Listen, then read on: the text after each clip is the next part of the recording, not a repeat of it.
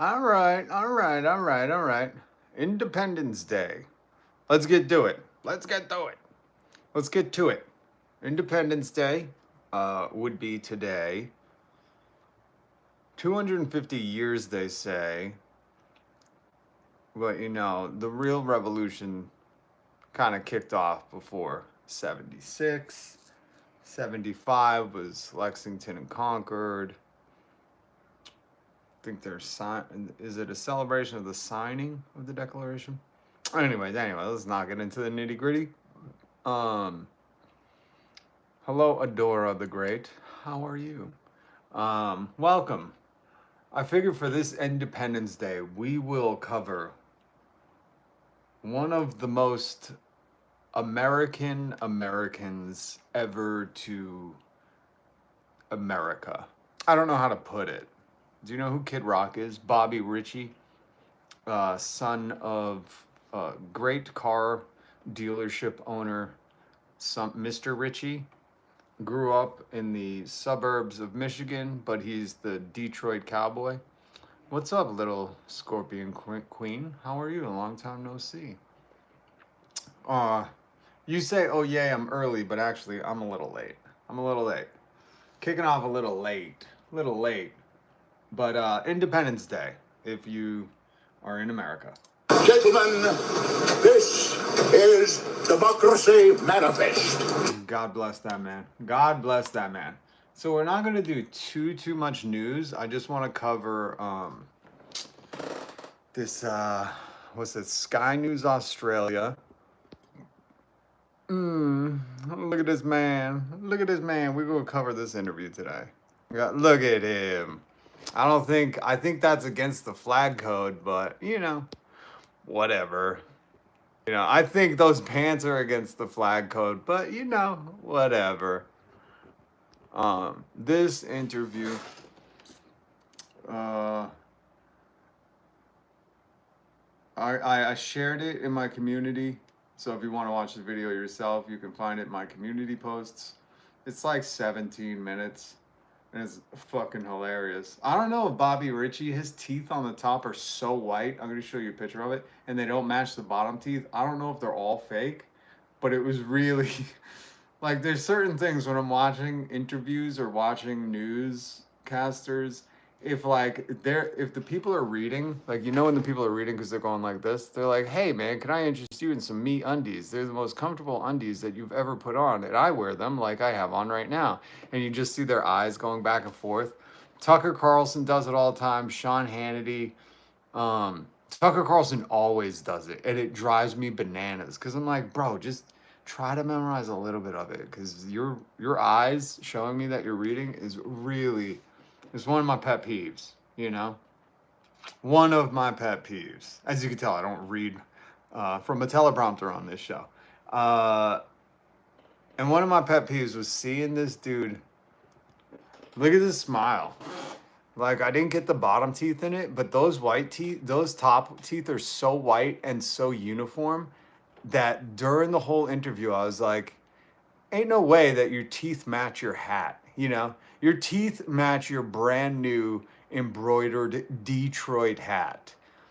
There's just no way. There's no way anybody can have teeth that uniformed. Hold on, I think I got another picture of him. Here we go. Here's a better smile. Look at that. Look at how goddamn... Look, teeth are straight like that. Like, they're just not all little chiclets aligned. I'm sorry. I know this is petty.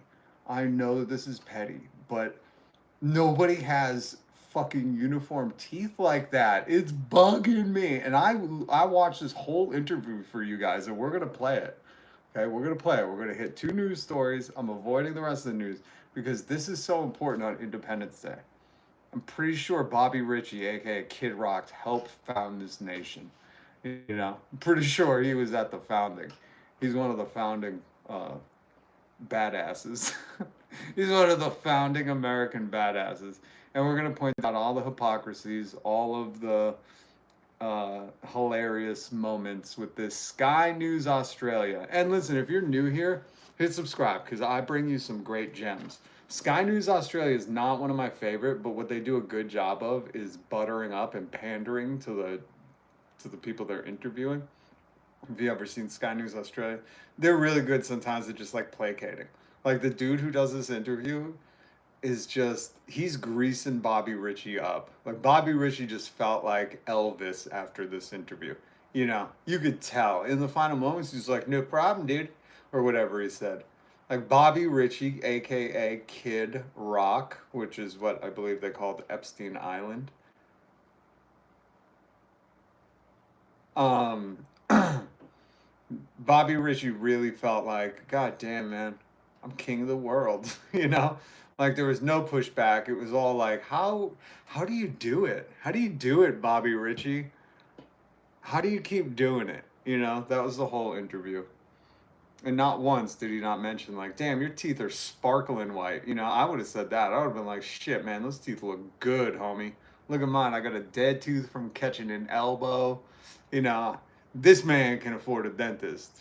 You know, I would have been like, you look like a man who frequently goes to the dentist. You look like a man who has no worries about a extra cost dental plan because it's not included in American health insurance.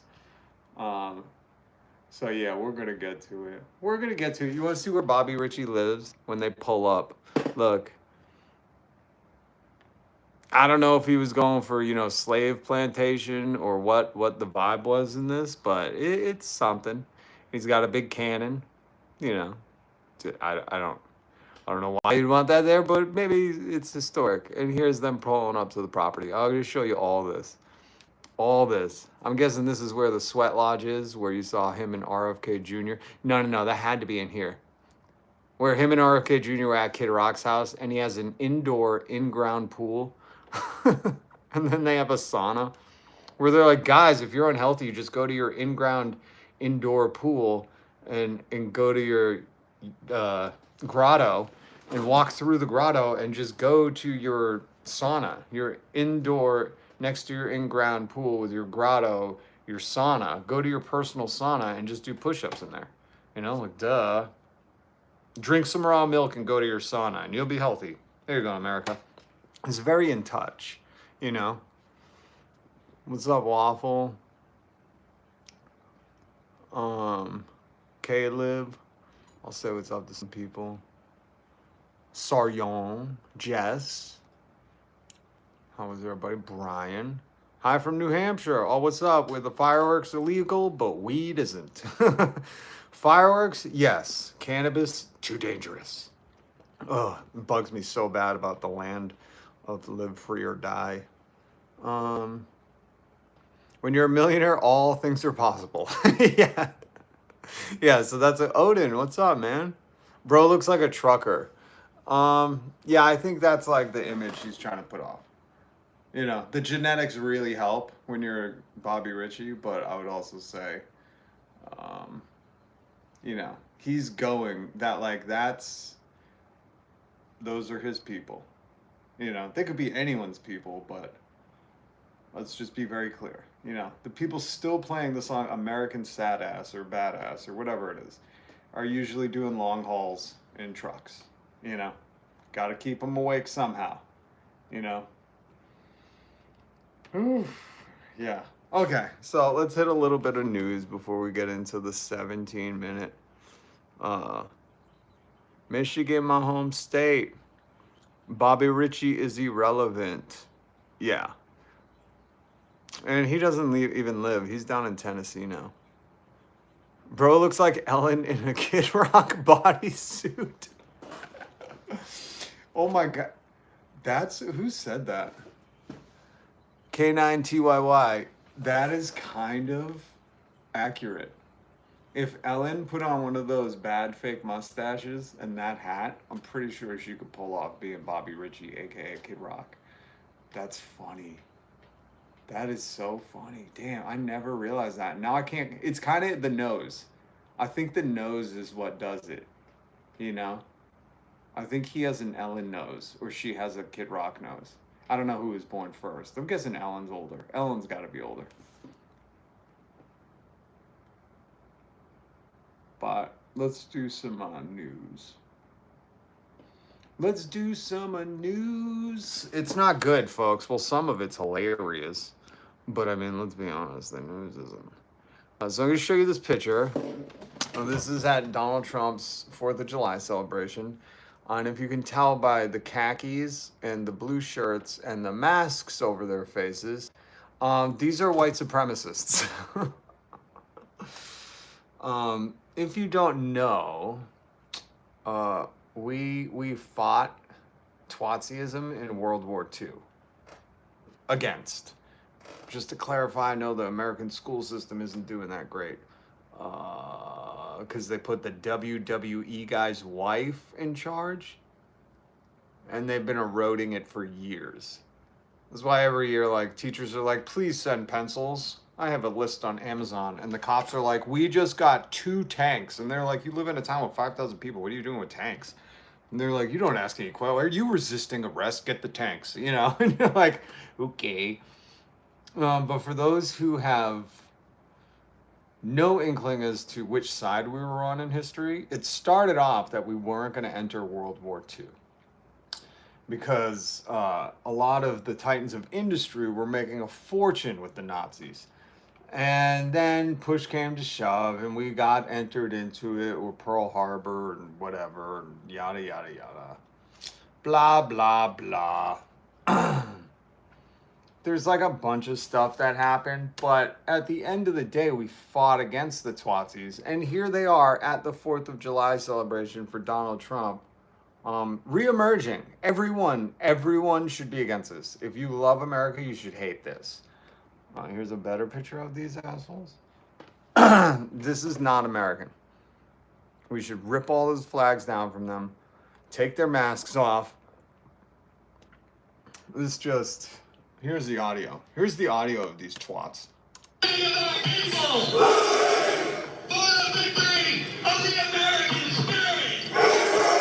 The American spirit fought against you guys. Like, did any of these people have grandparents? That's what I really wonder.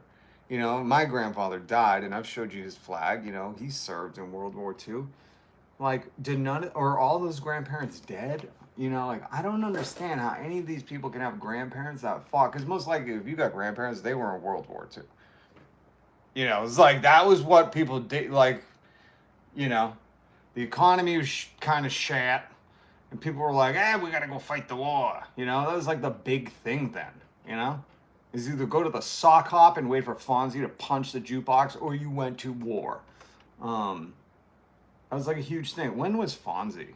That might be later. I don't know. But you get what I'm saying. You know, you went to a drive-in motion picture for a nickel, or you went to war, you know? And I just always wonder when I see these people, I was like, did none of them have grandparents? Are none of these people related to anybody in the military? Well, you know they are. But like in the military that has more than 2 cents in their head, where they're like, dude, we did like a whole war over this. A whole war. Oh, they got the Confederate flag out there too. I would just love to show up at this and start playing It's Raining Men. Hallelujah. You know? I would love to show up to this. And I would have no shirt on and the low-cut jeans and a thong hanging out the back and just be dancing, you know, right in front of these men. I'd be baiting them all. I'd be like, I see who's looking. Oh, that guy pulled down his mask. He's peeking, you know, because that's all this is. That's all this is. They're bottling up their homosexuality. And they got to do it by, you know, forming uniform lines and pretending like we're very masculine. Oh my God. Somebody tell these people, in the land of the free, you're free to be who you want. We know you guys crash grinder. We know. You don't wear tight khakis like that and not be into guys. You know what I mean? Like, yo, you ain't this well dressed and not into men. I'm sorry. Is that why you're hiding your faces?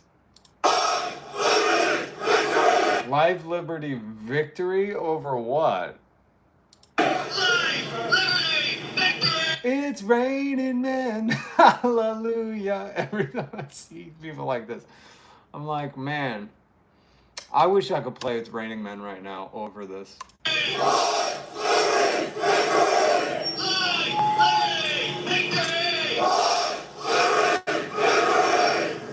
All right, guys, get back in the U-Haul truck. Huddle up and get back in the U-Haul truck. We got to skedaddle out of here. Reclaim America. That's some racist shit right there.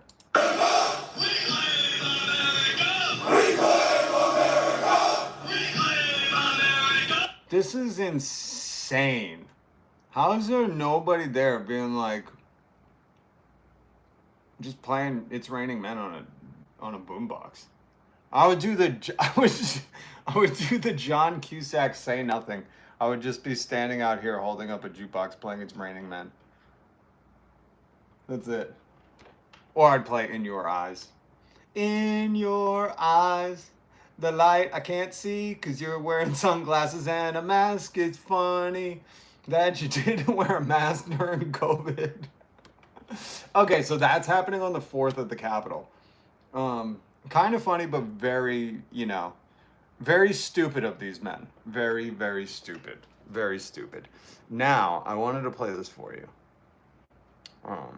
As you can see here, I think these are Gru's Minions. Doesn't he have a new movie out? I think these are the Minions from the new Minions movie. Oh, no. I recognize him. Oh, that's Epstein's best friend. That's who that is. Oh, and that's the kid that married Epstein's accountant's daughter. And his dad couldn't go to the wedding. That's who that is. I don't know who that is. That's a minion. That's a minion. I don't know who that one is. But this guy just married Epstein's accountant's daughter, if you don't know. That's true. You can look it up. And this is Epstein's best friend. Birds of a feather. And if you can't see, what is it called? The Chiron? The Chiron? Whatever. This is Fox News. This is Fox News. I could not believe when I heard this. And then we'll get to Bobby Ritchie after. All right, we got to hit all the American greats. We have seen 10-figure business deals breaking the Trump family's way for rare earth minerals and for cryptocurrency. The Wall Street Journal editorial board writes, assuming all of this is legal, it's still an unseemly display of using the presidency for family profit. It's hard to believe the Trump boys would be able to do the same deals if Dad wasn't in the Oval Office. That's very true. I can't believe Fox News is reporting on this. The main difference between Hunter Biden's foreign dealings and the Trump projects is that the Trumps are brazenly open about theirs. That's what makes it good.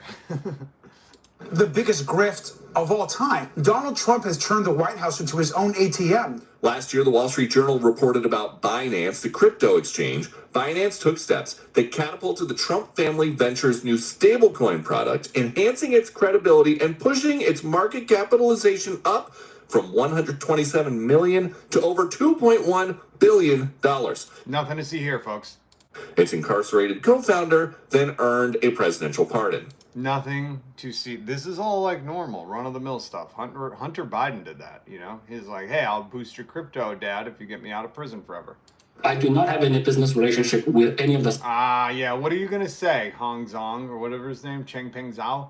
What are you going to say? Are you going to be like, of course I did it. Wouldn't you get it? I wish this is how open these people. I wish Chengpeng Zhao, former Binance CEO who got a pardon from Trump after helping lift their cryptocurrency to over $2 billion when it was sitting at a measly $127 million. Pathetic.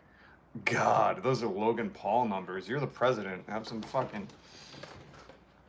self-respect, You're launching a crypto meme rug pull. You gotta have $1 billion deal. I think Sam Bankman-Fried did better than you. God, and they say this dude's a smart businessman, right? But I wish Chengpeng Zhao, instead of being like, I have no dealings with any of those people. I don't know why he let me out of prison. I wish he was just, because no one's going to do anything. You have to understand why I'm saying this. Epstein's best friend runs the fucking justice system. His criminal lawyer is Todd Blanche, who runs the DOJ right now. They're not going to do anything. I wish you just came out and was like, of course, dude. Would you not? Really? You're looking at that much time in prison and you're not going to fucking throw some money at the president? And be like, I'm out of here. I'm going to China, man. Fuck you guys. sons of President Trump. The president insists with the stock market going up, a rising tide lifts all boats. Does it? Oh, does it? Does it? Or all boats that have inside dealings with those companies that they're promoting on TV? So we're all profiting. I'm profiting because I'm not, sir. I'm not. Some of the people here are not. We're not all profiting. And there's only one president, last time I checked. Remember, he still pitches a fit about Hunter Biden or Joe Biden, with the Bidens beating him. You know, like, I'm pretty sure he's not like, we're co-presidents now. Everybody's president. You know, like, dude, there's only one president who shouldn't be profiting while he's doing the deals in the office. I have a lot of money and a lot of cash, and I give it to institutions. I don't know if they know what they're doing or not. I don't know what they know what they're doing, but I'm a billionaire now, so apparently they do. But they buy a vast array of things. Vast array of things. And then they report right to me, and I go on TV and I go, you know what's a good company? You know what's a good company? Eli Lilly. Great company. Buy it now. I'm going to sell it later. A new interview with President Trump just finished airing on CNBC. That guy's name's Peter Ducey. It's not a real last name. That's a fucking alias. Though he does kind of look like a Ducey. And in it, the president was asked if he knew that the family was getting into the crypto business. The president said he could. You could have just said the president lied, because they're not going to admit any of this. No, it wouldn't be illegal. He said he could know, and that's not illegal if I could know stuff. This is brilliant. This is really, like, I get why MAGA is so dumbfounded and calls him smart, because they're like, he could know, and that's not illegal. Brilliant. Brilliant business acumen. All right, you guys ready for Kid Rock? Are you guys ready for the man, the myth, the American sad-ass legend? Look at that bedazzled suit, you know? If that doesn't say, you know, what would that say? What would that say? You know, if I saw somebody just wearing that, I would immediately think like, okay, they need attention. They need a reaction. And then I would immediately be like, dude, did you bedazzle that yourself? That's pretty sick. I don't know if that's a violation of the flag code, but let me just tell you, worth it. Worth every thousands of dollars you spent to have an eagle feather, I'm guessing that's eagle feather, feather boa around your neck, and then an American flag. I think that should be his next tattoo, so he doesn't even have to wear the jacket. You know, that is America. Here's another great picture of the man. Look at him. Look at these two slender boys. Whew. Hot damn. Now, I know that is a flag violation. You should not be wearing the American flag as golf pants. You know, the American flag does not need your grundle sweat, buddy. Like, that's one thing that I'm pretty sure should not be on the American flag is Bob Ritchie, Kid Rock, taint sweat, you know, because you know he's drinking way too many Bud Lights and just ripping them out there. Like, that is, you know, there's people who died for that flag, Kid Rock, Epstein Island, whatever your name is. There's people who died for that flag, and you have the audacity to wear it as pants? Ugh. God. When you walked by the soldiers, did they salute your crotch? You know, there used to be a show called Salute Your Shorts. There should be a new show called Salute Kid Rock's Pants. That is the utmost disrespect, and I'm sorry for anybody who actually respects the flag having to see this. I apologize. I don't know why Kid Rock would frame that. I would have cropped it. I would have cropped it right around here, and then here, and then here. I would have just been like, look at this beautiful golf course we're at. Look at this golf course. I would have just cropped the whole thing. I love it. Kid Rock consistently entertains the troops. You know, give me a break. I don't care. If anything, I would say Kid Rock consistently plays 20-year-old hits for the troops while they moan and groan through that shit. You don't know what they're thinking. I love how, like, somebody can just allege that they do something, And you're like, I give them a pass on everything. Well, I don't. Because you know what? The troops that weren't entertained by Kid Rock, they died for this flag he turned into fucking a Me Undies commercial. You know? Have some respect. That's what I'm going to say to you, young man. Have some respect for the flag. And if you do, next time Kid Rock is wearing those, you fucking pledge allegiance to it. You get right down on your knees, right in front of him like this, and you go, I pledge allegiance to Kid Rock's pants for the United States of I hope they don't tear. All right, let's there's some music in this, so I might have to skip. I have it on fast speed. Look at this place. Look at this place, crikey. Look at this place. He's pulling up right now. This is the shot. He's pulling up and he's like, crikey. This must go for $200,000 in Tennessee. This is what you call Tennessee millionaire. And then they show this. You know, Kid Rock also has a banner or a wooden plaque in the back of his house where the in-ground pool is that overlooks downtown Tennessee that says the Southern White House. So funny. So funny. The Southern White House. I'm pretty sure Donald Trump already claimed Mar-a-Lago to be the Southern White House, buddy. Welcome to Kid Rock Country. Welcome to Kid Rock Country. I wish they did this in the style of Croc Hunter, you know? A place where music, patriotism, and politics all come together. All come together. I'm just going to skip over this because we don't need that intro. Here we go. You are what I love about America. What a Yeah. Oh, so do you see how this is going? So right out of the gate, the guy's like, you crikey, are America. It's like in the 80s, there was this movie called Croc Dundee. And you saw anybody that looked like Croc Dundee, and you were like, you. Well, no, you wouldn't use the accent. You'd be like, you are Australia. And this guy is buttering Kid Rock up to the 10th degree, and Kid Rock don't even get it.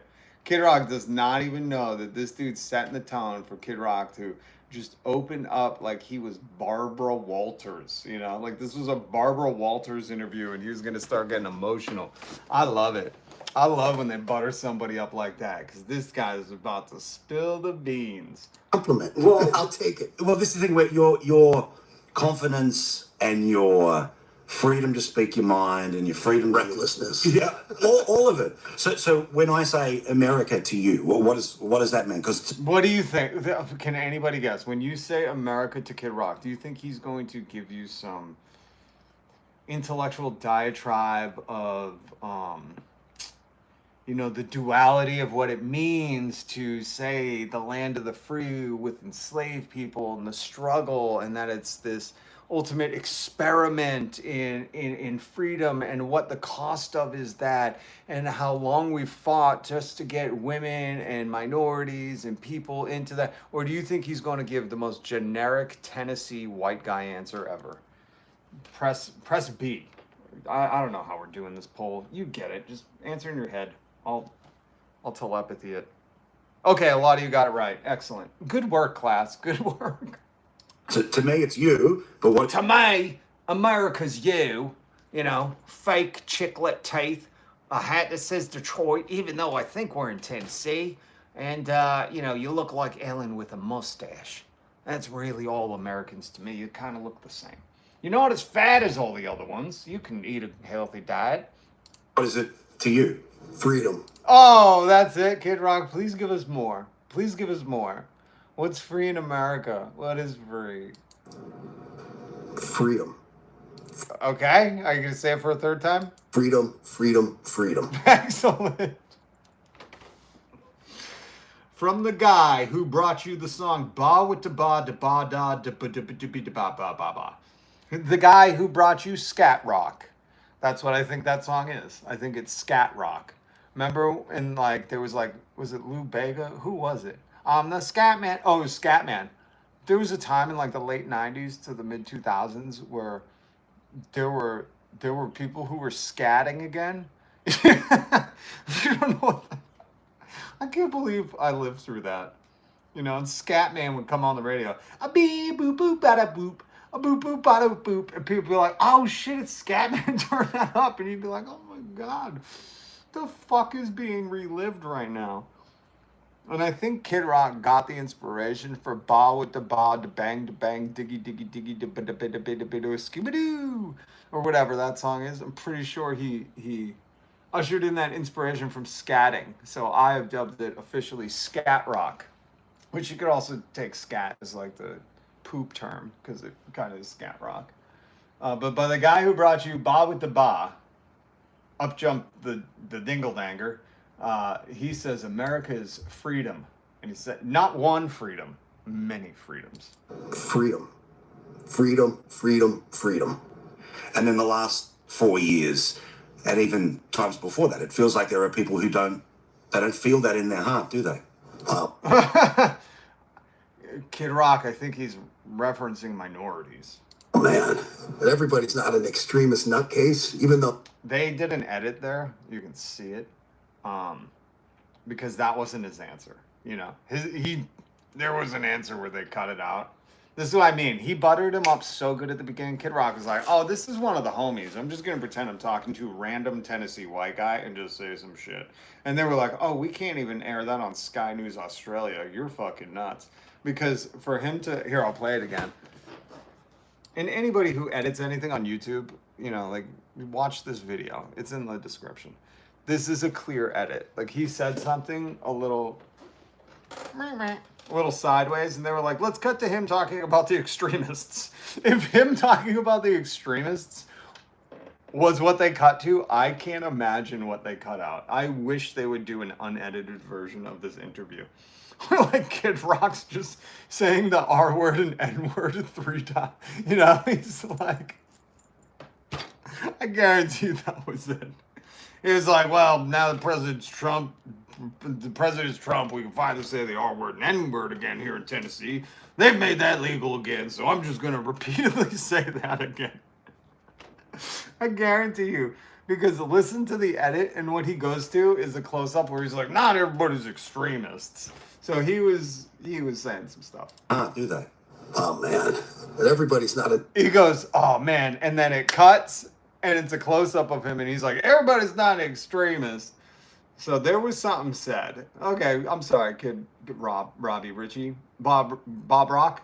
I'm sorry, Bob Rock. Go ahead. An extremist nutcase, even though some of us do come off like one at times. You know, I know most people are not, but hold on. Ones that... When he's saying not everyone's an extremist nutcase, I just would like to have this picture on for no reason whatsoever.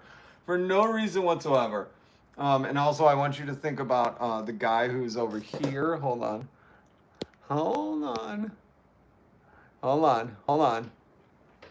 I'd just like you to think about this guy who's totally not an extremist nutcase, you know, who hasn't said anti-fascists are the enemy of the state, the journalists are the enemy within, the Democrats are the enemy within, who totally hasn't villainized everybody who doesn't go along with him.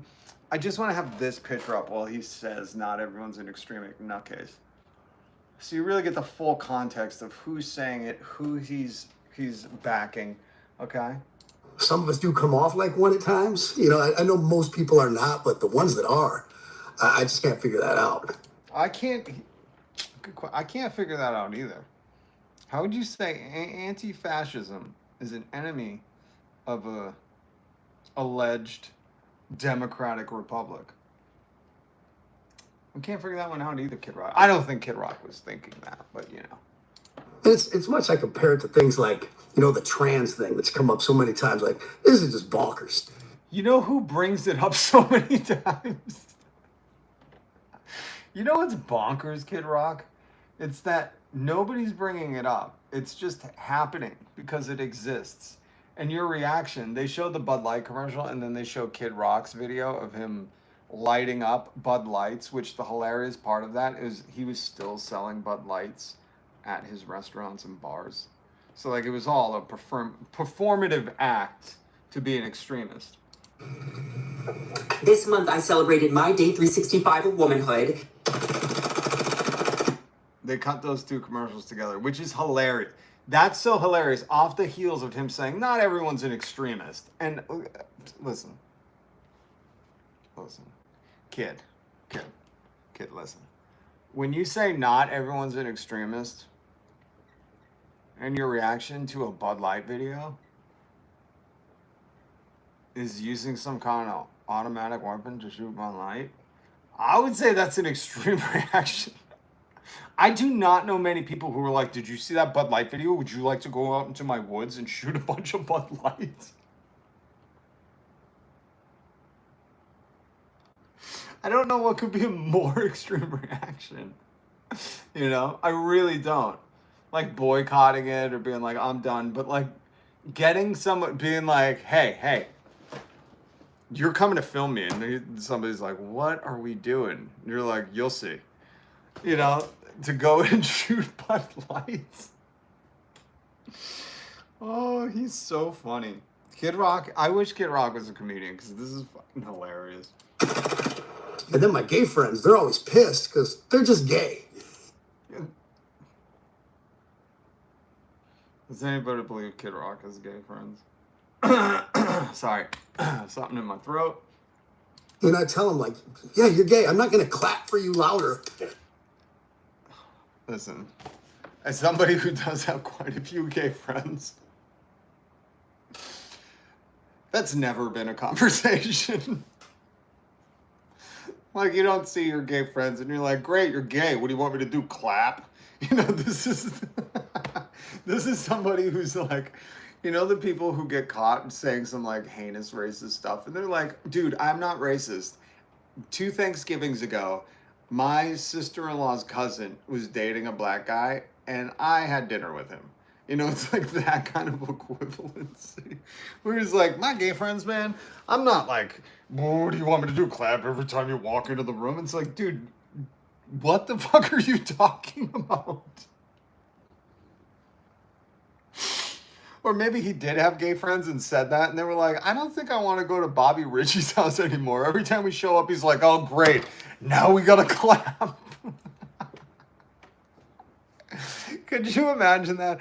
Are there, you know, wait, what is going on in the God damn. This is one of my favorite things about my comments, that you guys just have your own conversation. You literally do your own thing.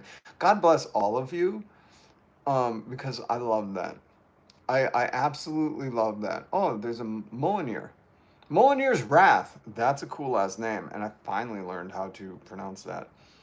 The Socialist Anarchist Party of Germany, Workers' Party of Germany. What are we talking about there? This is what I mean. I don't know what's going on in the comments, but God bless you all.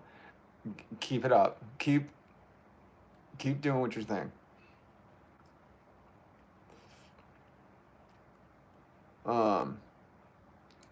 That's what his fans say after a song.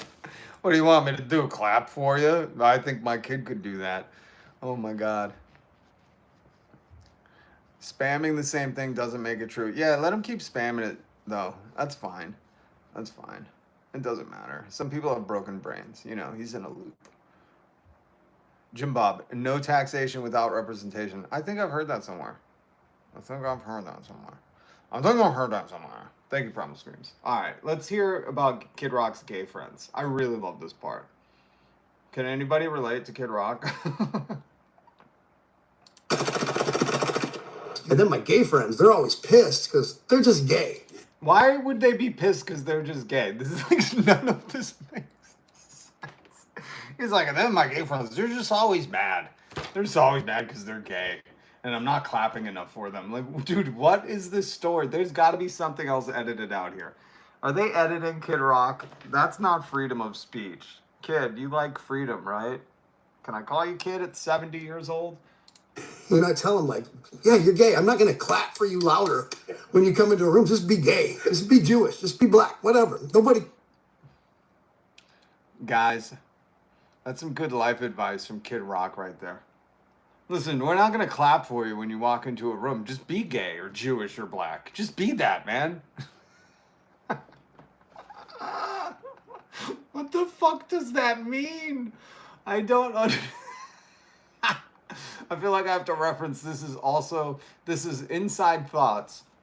This is Deep Thoughts with the guy who wrote Ba with the ba, da bang, diggy, diggy, diggy, up jumped the Scooby-Doo.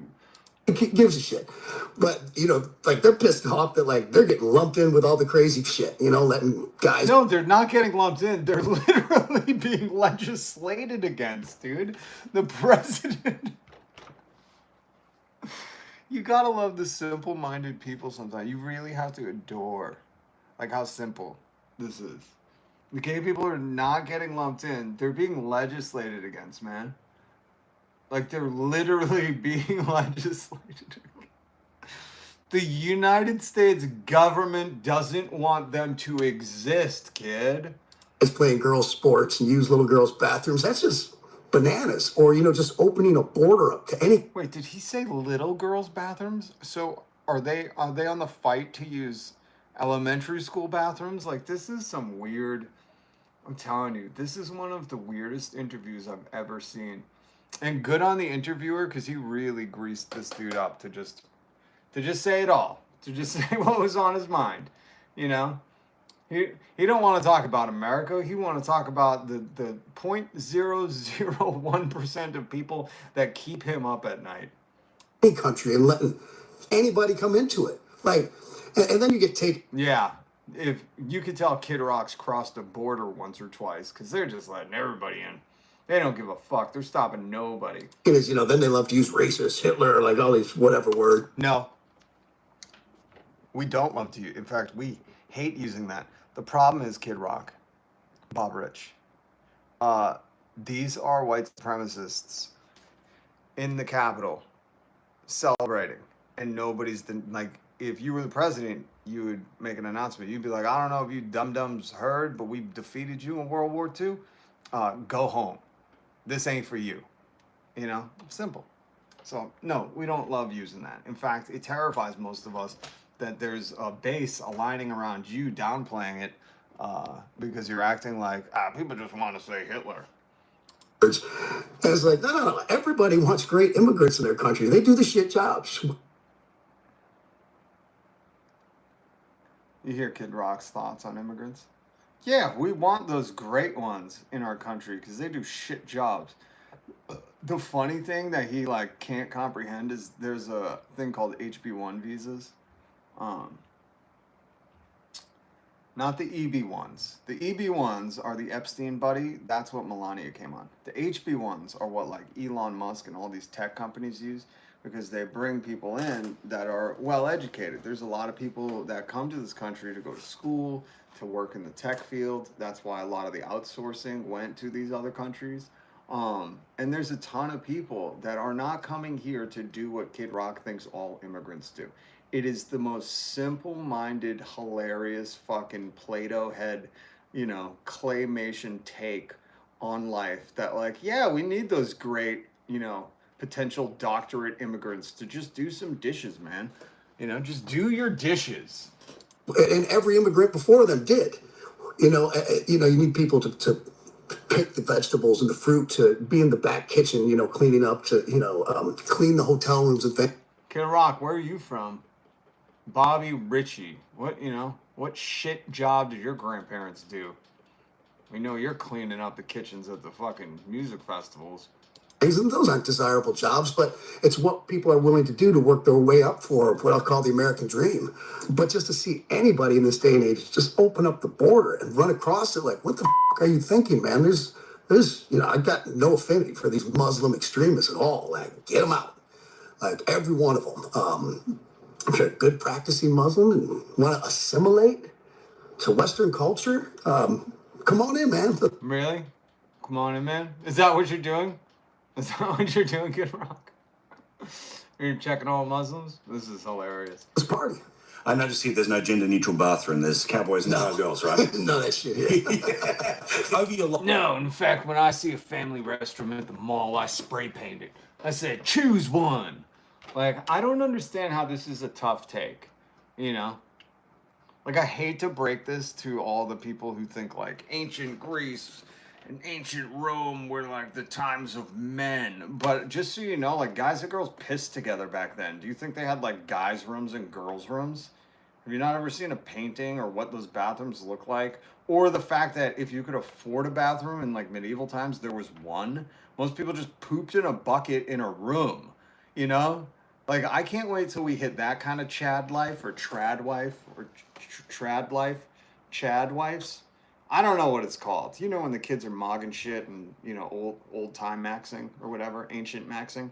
You know, it's like the keto diet. They're like, I only eat what the Neanderthals ate. And you're like, I don't think any of that shit exists. And you're like, just meat. You know, like, I can't wait until we hit, you know, the stage of like, every house should just have one. I just realized that. I didn't even consider this. His house, they're at Kid Rock's house. They're at Kid Rock's house. And this guy is so far removed from reality, he has a guy's room and a girl's room at his house.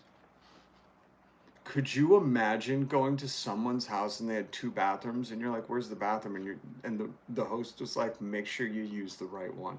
Would you ever go back?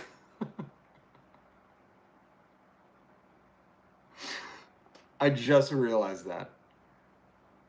That is stunning. Talk about a life of privilege when you're like, I've even made gendered bathrooms in my home. That's how committed to the cause I am.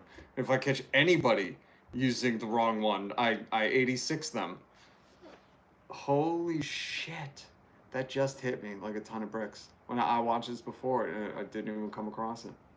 And I just realized that the reporter says, I see here you have no gender neutral bathrooms. He's like, goddamn right. I told the architect, make sure every floor of this house has a cowboys and a cowgirls room. Because he's LARPing as some fucking cowboy. So Western culture, come on in, man. Let's party. I noticed here there's no gender neutral bathroom. There's cowboys and cowgirls, right? None of that shit. Over your life, what's been harder, to nail the music or to nail relation? Anyways, I really wish that we would get to a trad wife viral trend where it's like where it's old, like we're gonna de-evolve, we're gonna digress so far away from gender neutral bathrooms, and this is how dumb America is. I believe this can happen. We just need the right influencer to spark it. That would just be like what are they called, the piss pots? You know what I'm talking about? What were they called? They had like a name.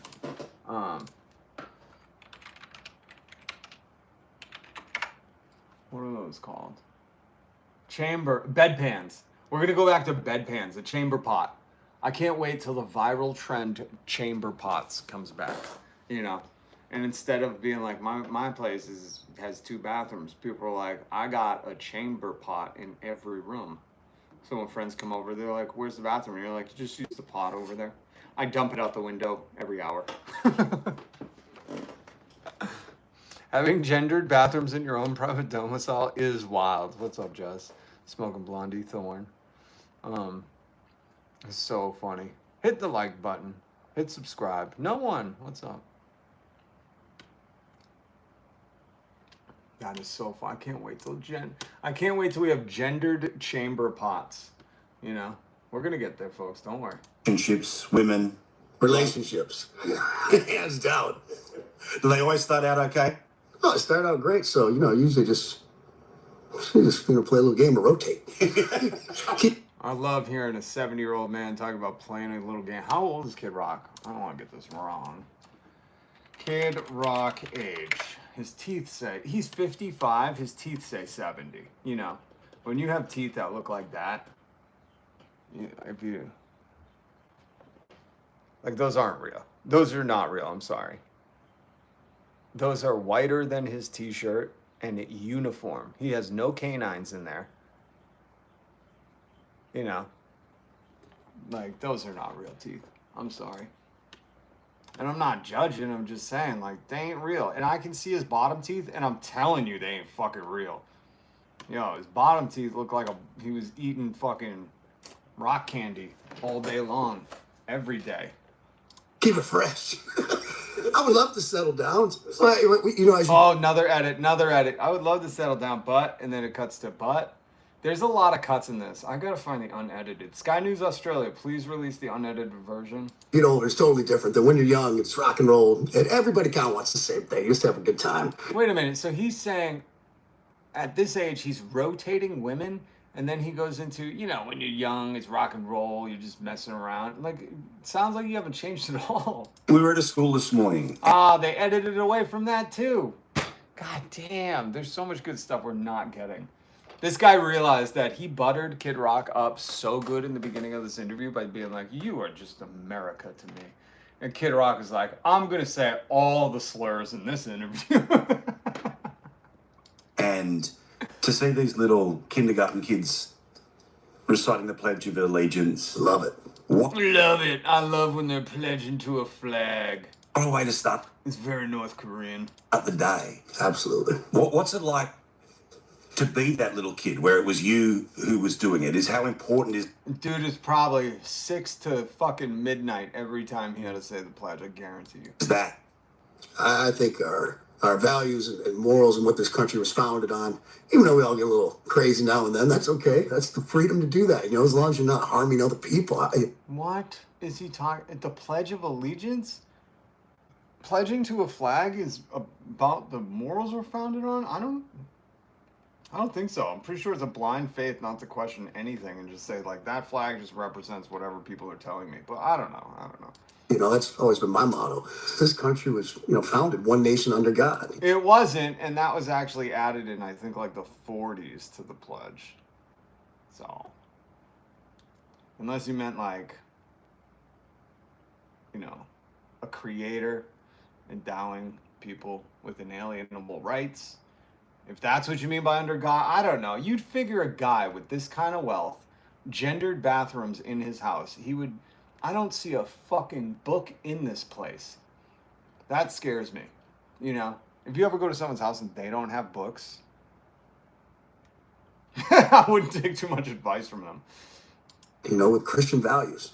And I think that's very... Christian values, you know, because when they were fleeing England from religious persecution, that's what they established. That's what they did. important, and to respect, you know, our flag and for the people who have fought and died for it, for our freedom. That's... Wait a minute. Hold on. How does the guy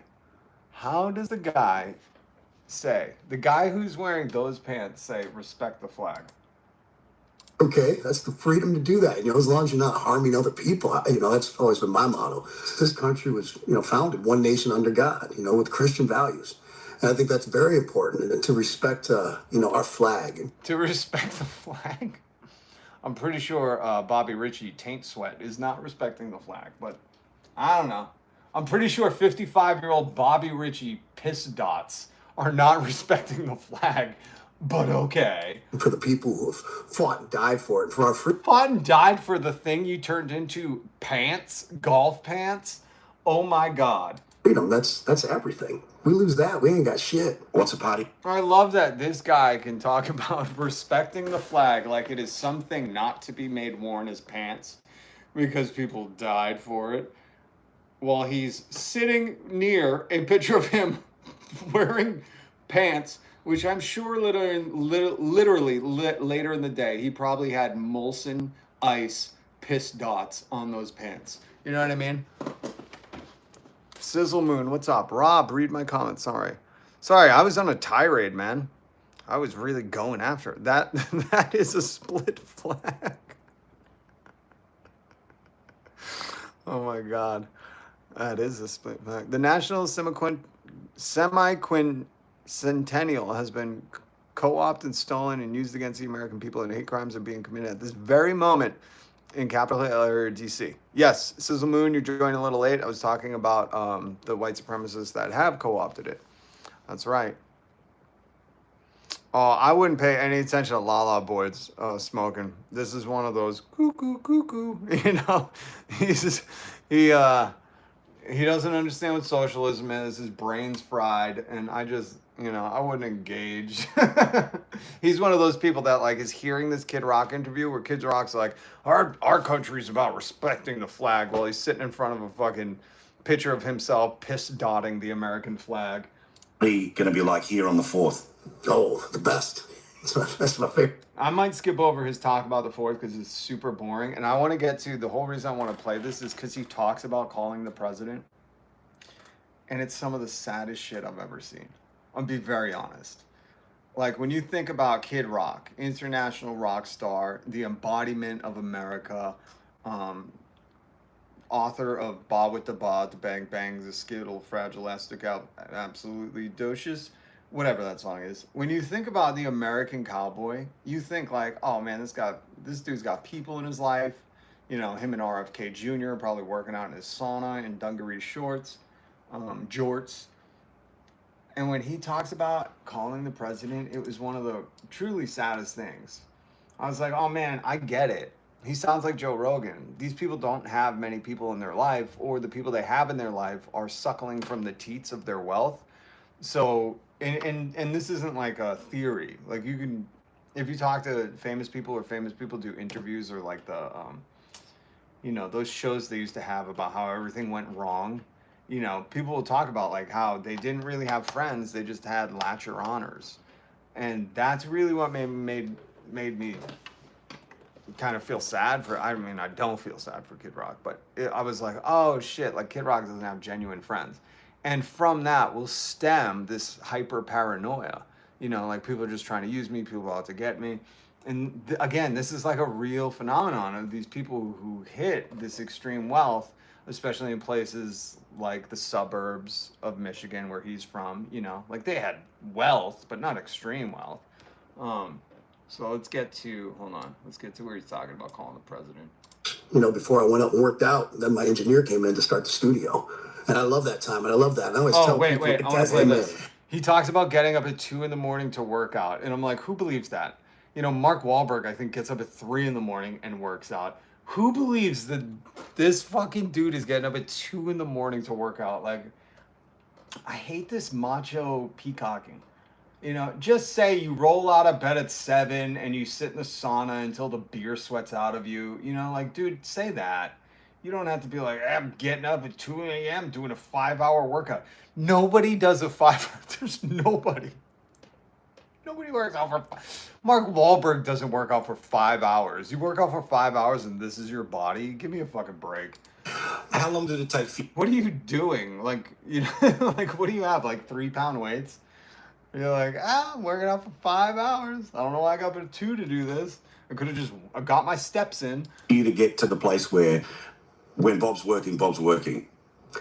Man, I've always kind of been like that, secretly. You know, people really don't see a lot of my personal life. No, we did. You did a whole commercial with RFK Jr. where you were riding on the bike, the stationary bike, in your indoor sauna, in home sauna, and RFK was doing push-ups, and you look like you were about to fucking faint. So you're about to tell me you worked out for 5 hours? Give me a break, man. You have no endurance, no stamina. You know that I'm just disciplined.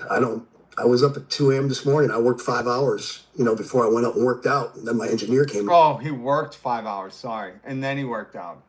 Sorry. So he got up at 2 a.m. to work for 5 hours and then worked out. Does anybody believe this? Anyone? Is there anyone that's like, yeah, Kid Rock is getting up at the crack of 2 to start work? I love this fucking facade of like, yeah, you just wake up really early and then you get rich. It's such horseshit. And I'm telling you that as somebody who fucking for the majority of my life got up at, 3:34 in the morning. And the other thing that he's about to go into is about his drinking late at night.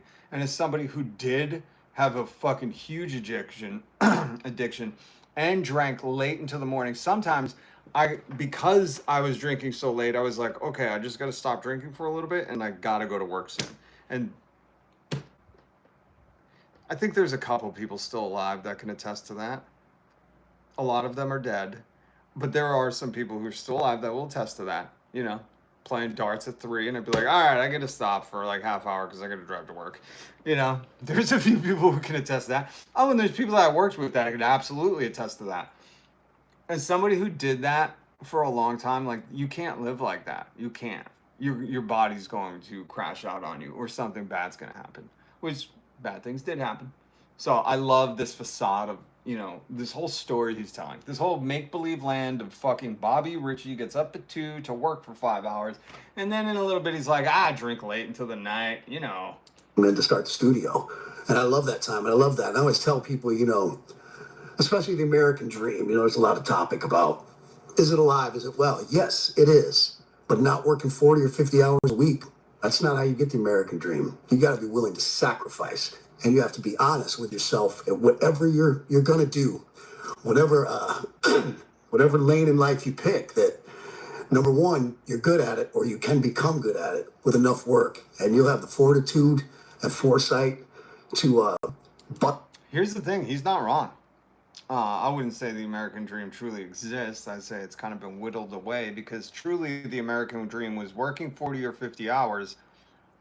And well, not 40 hours, you know, working 32 to 40 hours and being able to own a home, have healthcare, get educated. Like, that was the American dream. The American dream wasn't everybody wants to be at Kid Rock status. What I think he's addressing is to get to that upper echelon. And I would say this part is true. It's not to have the American dream. The American dream was like white picket fence, owning your home. Again, very like basic human shit. So he's now co-opting the American dream to be this thing of like, oh, you gotta sacrifice your life to fucking what? Own a home? Give me a break, dude. What he's talking about is to get to that upper echelon.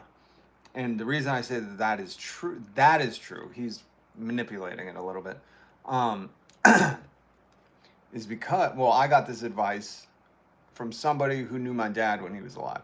And he said, you know, you're going to have to work jobs, you're going to have to do all this shit. And he said, and you just keep pursuing your passion. You don't give it up. If you believe in yourself, you don't give it up. If that's what you want it to be, you keep going. Why do you think I tell people, create, whatever the fuck it is you love, just create. I'm not saying it would turn into something. I'm not saying turn it into a hustle.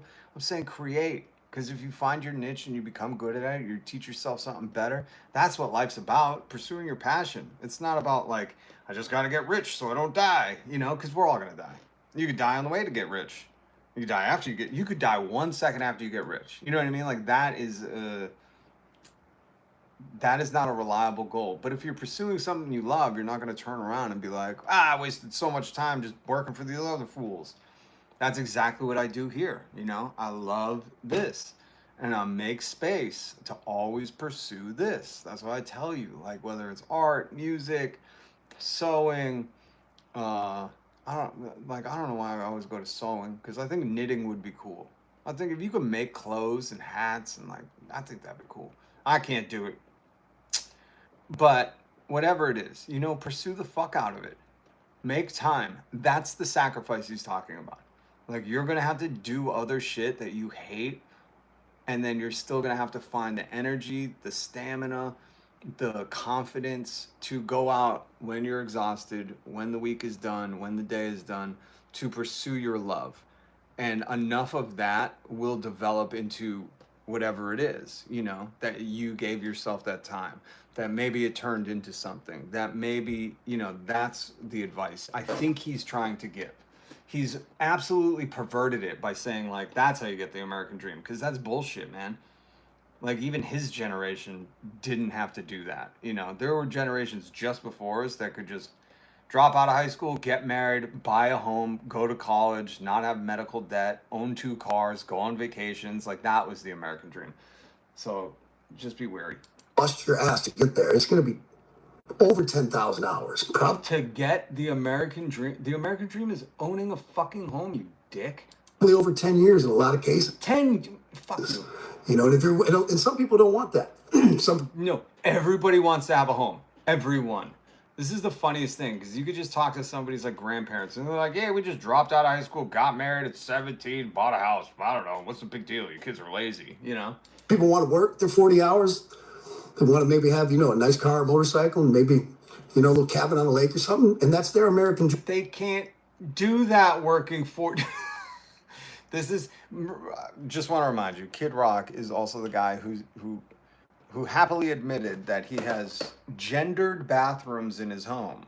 You know, so this is the privilege perception we're getting. Like, yeah, you just work your 40 hours and you have a house on the lake, a motorcycle, a car.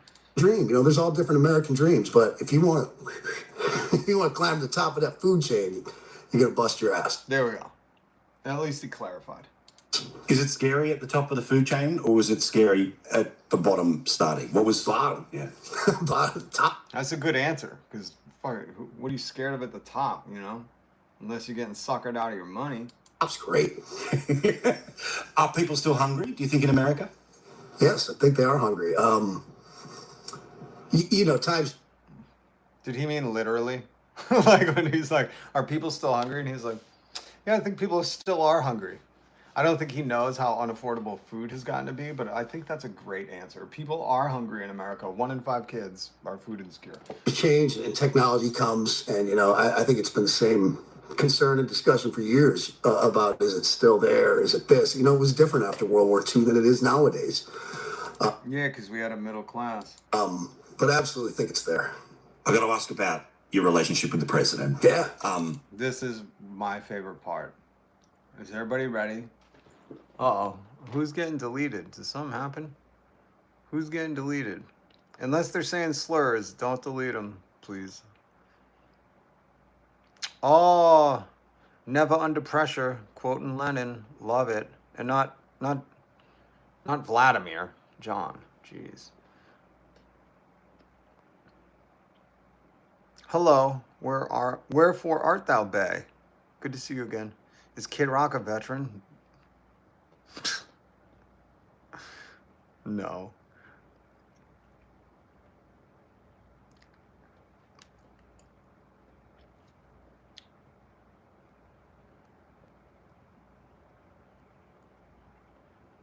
Yeah, Thorn, what's going on? Unless, like, guys, don't take offense in the chat. People are. Look at the age we're living in. There's like twatsies at the White House or in DC celebrating. Everybody's so offended if you make fun of their queen, Trump. I just wouldn't take offense to any of it, whatever they're going to say. Who cares? Who cares? Remember, they're in my live stream, They're not brave enough to do their own. They're not out there spouting their beliefs. Their moment of bravery and courage is in a comment section. I would not worry about them. What's it like having a buddy who's running the world? Awesome. Does he text you randomly? How does it go? Yeah, it's one of my late night drinking tricks. That was a clever answer. Does he text you? Yeah, that's one of my late night drinking texts. He doesn't text him. Bob Ritchie's gonna let you know how him and Trump communicate right now. Oh, good. Because I know when to get him, and he's so gracious. He always picks up, or he'll call and check in just to shoot the shit. Most of the time, he's not calling me to, like, hey, what should we do in Iran, Bob? I'm pretty sure he's not calling you unless he needs an alternative halftime show. I don't get those calls. And I don't believe he's personally calling either. But listen to this. But I was sitting around having some beers. It's like 11, 12. Okay, he just said sitting around having some beers 11, 12. This is the guy who said he wakes up at 2 in the morning. Do you remember that from a little early in the interview? He gets up. He's so disciplined. I get up at 2 and I do 5 hours of work before I go work out. So is anybody believing that you're having beers at 11 or midnight and getting up at 2? Anybody? As somebody who's done that shit. Oh, Kiss My Pensick. Thank you for the super chat, the $20 super chat. Hiya! Multivitamins to keep your strength up for the fight. Appreciate you. Appreciate you. Thank you for the super chat. I am supported by viewers like you. Kiss My Pensick. Up at 2 beers by 11.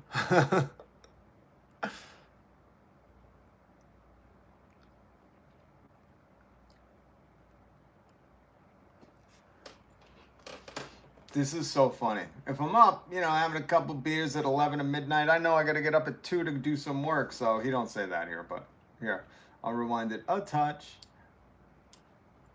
But I was sitting around having some beers. It's like 11, 12. Friday or Saturday. I know he's up. He sleeps like me. He sleeps like 5 hours. Technically, if you're getting up at 2 and you're going to bed at midnight, it's not 5 hours. I love these people that are like, I never sleep. I'm up at 2. It's just like the performative perception of masculinity of like, I never sleep and I'm always working. It's a fucking joke. You didn't get that rich, have that house, so you could still get up at 2 and what? Produce nothing? What's the last song you fucking did? What is all this work going to? Seriously. I'm like, man, if you're working that hard and nothing's to show for it, I would reevaluate, you know? Be like, I haven't had a hit since Ba with the Ba. And I'll be like, hey, still president bullshit. And like people be like, what? And you're like, hey Bob, what's up? And blah blah blah. It's the best. You know, I love that it's like a drinking trick for him, you know?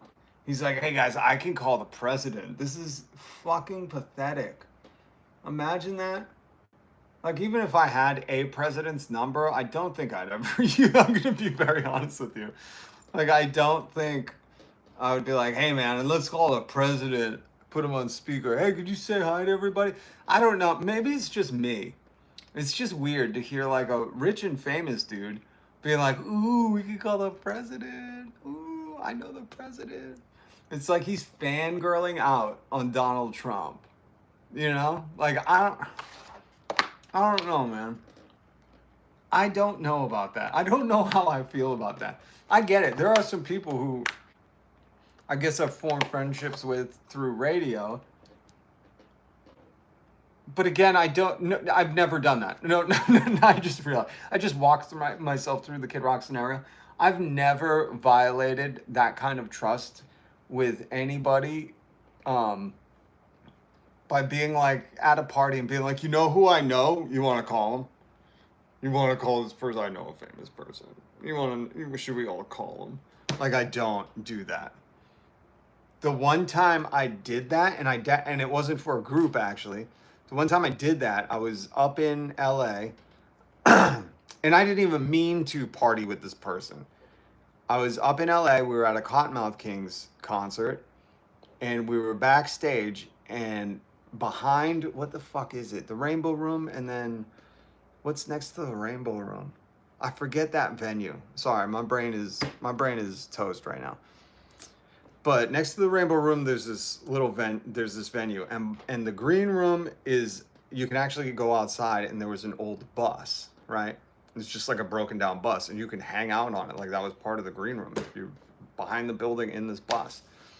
So I went back there. I forget what the fuck I was doing, drunk, you know, because the green room also, there was like a downstairs bar where you could go to, and that sucked. So I went outside, and this dude almost gets in a fight with this big broad. And I remember being like, what the fuck is going, like, what guy is screaming at this girl? And I recognized his voice because Steve-O has a very distinct, like, whoa, dude. And I forget, there was some other dude, and me and this other dude stopped, like, broke up whatever the fuck was going on, and we took Steve-O out, and I was like, bro, let's get... And, you know, I'm not even I'm not like, oh, it's Steve-O, let's party. I'm like, dude, let's just get the fuck out of here. You know, like, whatever was just about to happen was not going to be good. Someone's going home in handcuffs, you know, and it was probably you, buddy, because that was a... But again, I don't remember what the fuck started it, or what was going on. I just remember the screaming. And me and him went up to the upstairs bar, and we were hanging out, getting drinks, and I was deep in my addiction at that point. So I was like, hey man, you know anything? And he was just starting to get clean. And he showed me, he has a tattoo of a pot leaf on his arm. And he goes, I only do this now, dude, and drink. And I was like, all right. And we left the show. And he goes, you want to go play the fuck you game? And I was like, what are you talking about? Remember, this is before Steve-O got clean. And I was like, what are you talking about? He goes, let's go up and buy a couple of 40s. And on the way up, he goes, you walk up to people and scream, fuck you, and try not to get hit. So I was like, this is the only time I'm going to party with Steve-O. Fuck it, I'll do it. And he would walk up to people and scream. in their face, fuck you. And now I start to realize maybe what happened in the bus. And it was just some of the funniest shit happening because people do not know what's going on. And we go, we buy a couple of drinks, we hang out, and then we go to the Rainbow Room where a couple of my friends were working, and they gave us this table. And the reason I'm telling you this story, because this is the only time I made a famous person call someone for me. And it was because my little brother loved fucking Steve-O. And I was just like, hey, man. And at this time, more people kept recognizing him, so more people kept sitting down at our table. And I was gonna depart anyways. I was like, you know, I had fun. That was a pretty cool experience. What the fuck ever. And I wanted to leave, but I was like, dude, will you do me one favor? I was like, my brother fucking loves you. We just call him and just say what's up. And he didn't. My brother didn't pick up, but Steve-O left my brother a message on his answer machine. And that was one of the coolest fucking moments. Not for me, but just like that I could do that for my brother. So it was not like Kid Rock being like, hey, you want to call the president? It was just like, hey, man, my brother would die if he got a phone call from you. And that was the one time I've done that. And I've never fucking done that any other time. But I also kind of felt a little camaraderie with Steve-O after playing the fuck you game, drinking on the street, stopping a fight, finding out his inner demons. You know, like I felt like we had bonded a little bit. So I felt okay. It wasn't like we had just met. We were sitting at the Rainbow Room, you know, hanging out. And then after that, I bounced. And there was a bunch of fucking women around him and shit. And I was like, I'm out of here. I enjoy the hell out of hanging out with him and talking with him and just having a front row seat to the greatest shit show on earth. It's so funny that Kid Rock can talk about having a front row seat to the greatest shit show on earth and claim this dude is smart, a businessman, anything. Just think about this. If you're saying this presidency is the greatest shit show on earth, has anybody in your life, when you're like, oh, did you watch the birth of your first child? And you're like, greatest shit show in life, man. The greatest shit show on earth, you know, unless it was like a messy pregnancy. Maybe that was a bad example. You know, have you ever like been to a college graduation and then after people are like, oh, how was it? And you're like, greatest shit show of your life, dude. You know, like that's not how you describe something cool. It's usually like, oh my God, this is fucking messed up, man. I love that he's a president, right? I love. Of course you do. You don't live here. What he represents. I love his hope for the country. What hope? He doesn't hope for anything. He's like, I hope I get richer and don't go to prison. I don't care about the noise. Sometimes the truths, I go, okay, I'll see you in a week's time. We'll see how it rolls. Oh, that's easy for an Australian to say. He's like, sometimes it's true, sometimes it's not. I'm just like, I'll see you in a week. I'll check back in with America in a week. He's a leader, right? Is he, though? Is a leader a guy who's perpetually like, the press is very mean to me?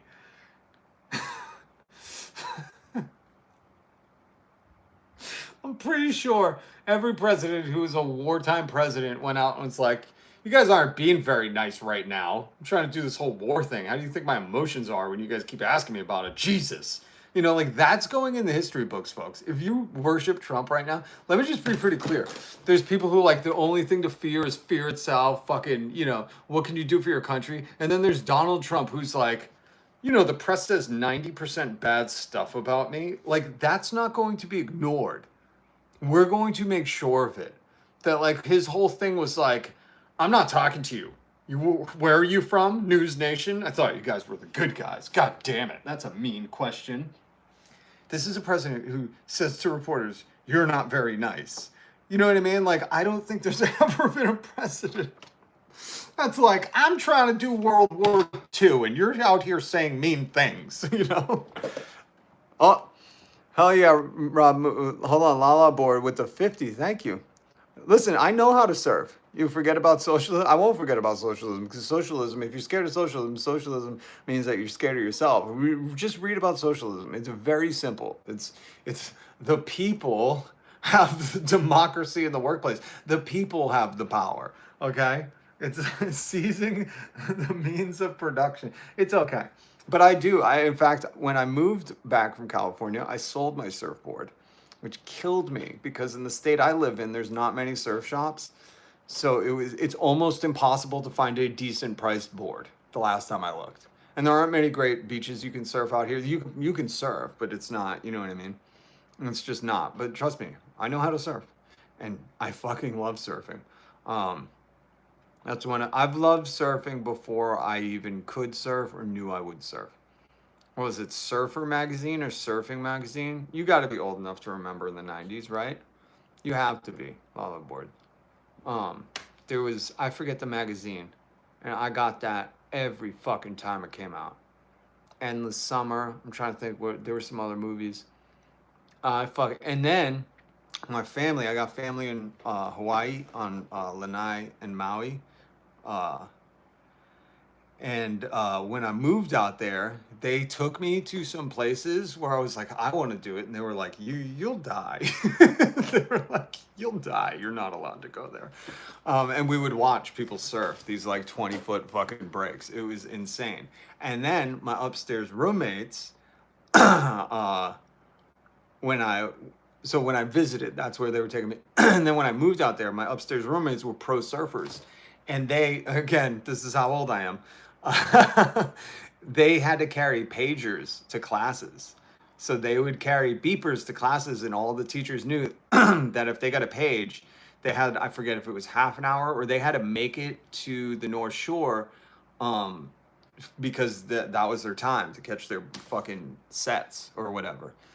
And these guys were pro surfers. And I remember begging them. I was like, please just take me with you. And they were like, you're not allowed to come here. They were like, you will die. You will not survive. It was so funny. Because so many people were like, if you get in that water, you're just going to die. There's no survival for a noob out there. But I was desperate. And then when I lived in California, I lived across from this dude who probably had like 100 surfboards. And he used to go, you just come over and take one, man. And that was my intro to surfing. And eventually I dropped out of community college because I was like, I could go to class or I could go surfing. And I eventually just went surfing every day and pursued radio. And I got radio and I kept surfing. So I love surfing. I absolutely love surfing. But you won't ever forget about socialism once you understand that it removes the parasites from the top who are hoarding all the wealth. Do you think the richest people are not hoarding wealth? Do you think that their profits aren't stolen wages? Like, how do you think that works? Do you think they're working 1,000 times harder? I mean, this is just common sense shit. Anyways, Kid Rock talking about the president's is his best friend. It kills me, the people that don't see that. They want this level of... And thank you for the super chat. I'm supported by viewers like you. Lala Boards. Lala Boards, do you make boards? If you make boards, man, fucking... We disagree wholeheartedly politically. And I think a lot of the stuff you say is dumb. But I will say this. I'll always fight for you to have healthcare, housing, food, the basic necessities, a 3-day work week so you could surf for 4 days. I'll always fight for people irregardless of, their status on not knowing what socialism is. I will always fight for that. And I do, love surfing. So you've got my attention. You've got my attention. But if you make surfboards, man, let me know. Please sell me one for cheap. I can't afford a board right now. That's a great... Oh, you make boards? Oh, that's fucking awesome. That is so rad. Do you have a website or something? Or do you just make them like at a shop or whatever? That's amazing, man. I would love to make... Or I've watched... Again, I don't know what it is. I think it's the ocean that makes me love surfing so much. In fact, hopefully, I'm not going to say anything, but hopefully I'm going to be in a place very soon where I can surf again, and my brother has a board.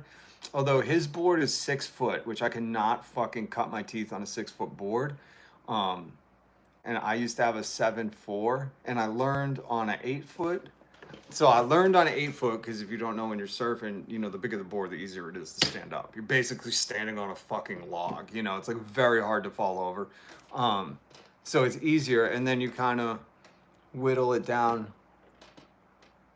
What happened? Who's getting timed out? Unless they're saying slurs, don't time them out. Happy Independence Day to One Vision. Don't burn my house down. No, those days are over. My kids are like, are you going to get fireworks? And I was like, listen, the last time I got them, I don't know if they were like knockoff fireworks, but they were scary. Lighting them in the street. And I was like, oh, that was much bigger than I thought. And then all the neighbors, allegedly. They loved it, but I was like, you motherfuckers have to sit over there and watch. I'm the one lighting this shit and hoping it doesn't just set the neighborhood on fire, you know? What was I talking about? I don't remember. Anyways, yeah, surfing's great. Surfing's great. Watch your fingers, yeah. I'll give you a great deal. Oh, amazing. There we go. Now we're talking. Oh, that's what I was talking about. My brother's got a 6-foot board. And Lala, I'm not that good. I cannot ride a 6-foot board, I'll tell you that. But I'll tell you also what, I love surfing so much, I'm gonna get in there and fall on my ass a bunch. I'm gonna get in there and be like, come on, god damn it, you could do a 6-foot. No, I'd prefer a 7. I think it was a 7. No, it was 7.6. I think it was a 7.6. 7.6 was perfect because you could just, it's like the Cadillac of boards. You could just kind of cruise. You could still do shit on it, but you just feel safe, you know? I'll give you a great deal. And 1.6 mid-length. Listen, I tried a 6-foot board once, but we went to, I forget what the fucking beach was. It was north of San Diego, and I went with 2 kids that were good surfers, and we had to hike there down these train tracks and shit, and you had to go off, and it was like down a cliff. And the breaks were so big that day, and I had a 6-foot board, and I remember telling these guys, I was like, I'm not gonna have any fun. This sucks, man. I can't surf a 6-foot board. And they were fucking having a blast, and every wave just put me under. And I just got out, and I was like, this sucks. This sucks.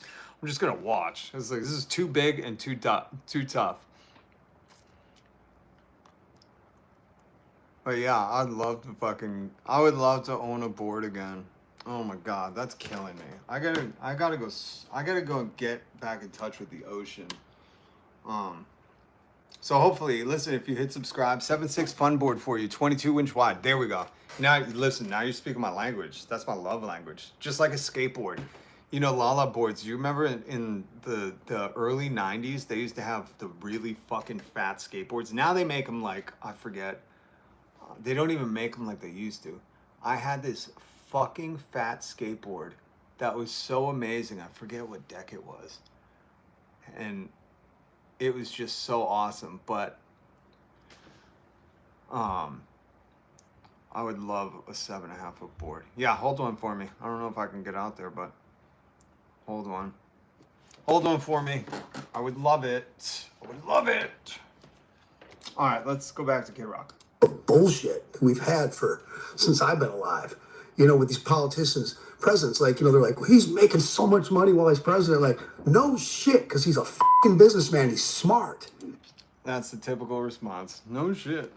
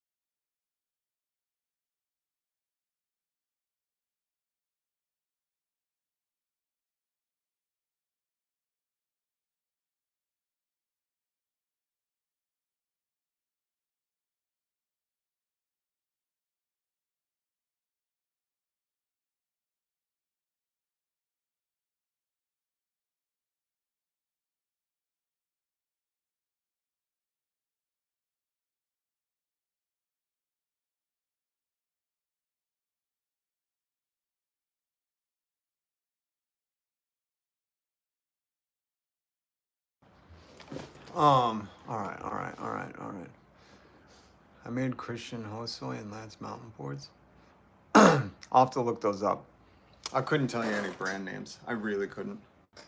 Because everything I was dealing with was probably secondhand. There was no... Everything I was dealing with was like through Craigslist or, you know, or just looking for a deal.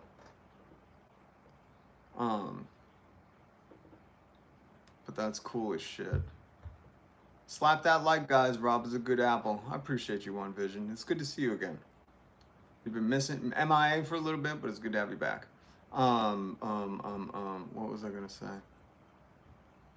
Oh, that's what I was going to say, a lot of the boards. If I make it to California and I can surf where you're at, because you clearly are going to be taking on some some mountains I can't, I'll teach you all about socialism. We'll have some great conversations paddling out, man. We set all those boards. You know, the first time I was actually out surfing, I didn't want to come in, right? And the sun was setting. It was like twilight, and I was like, I do not want to leave.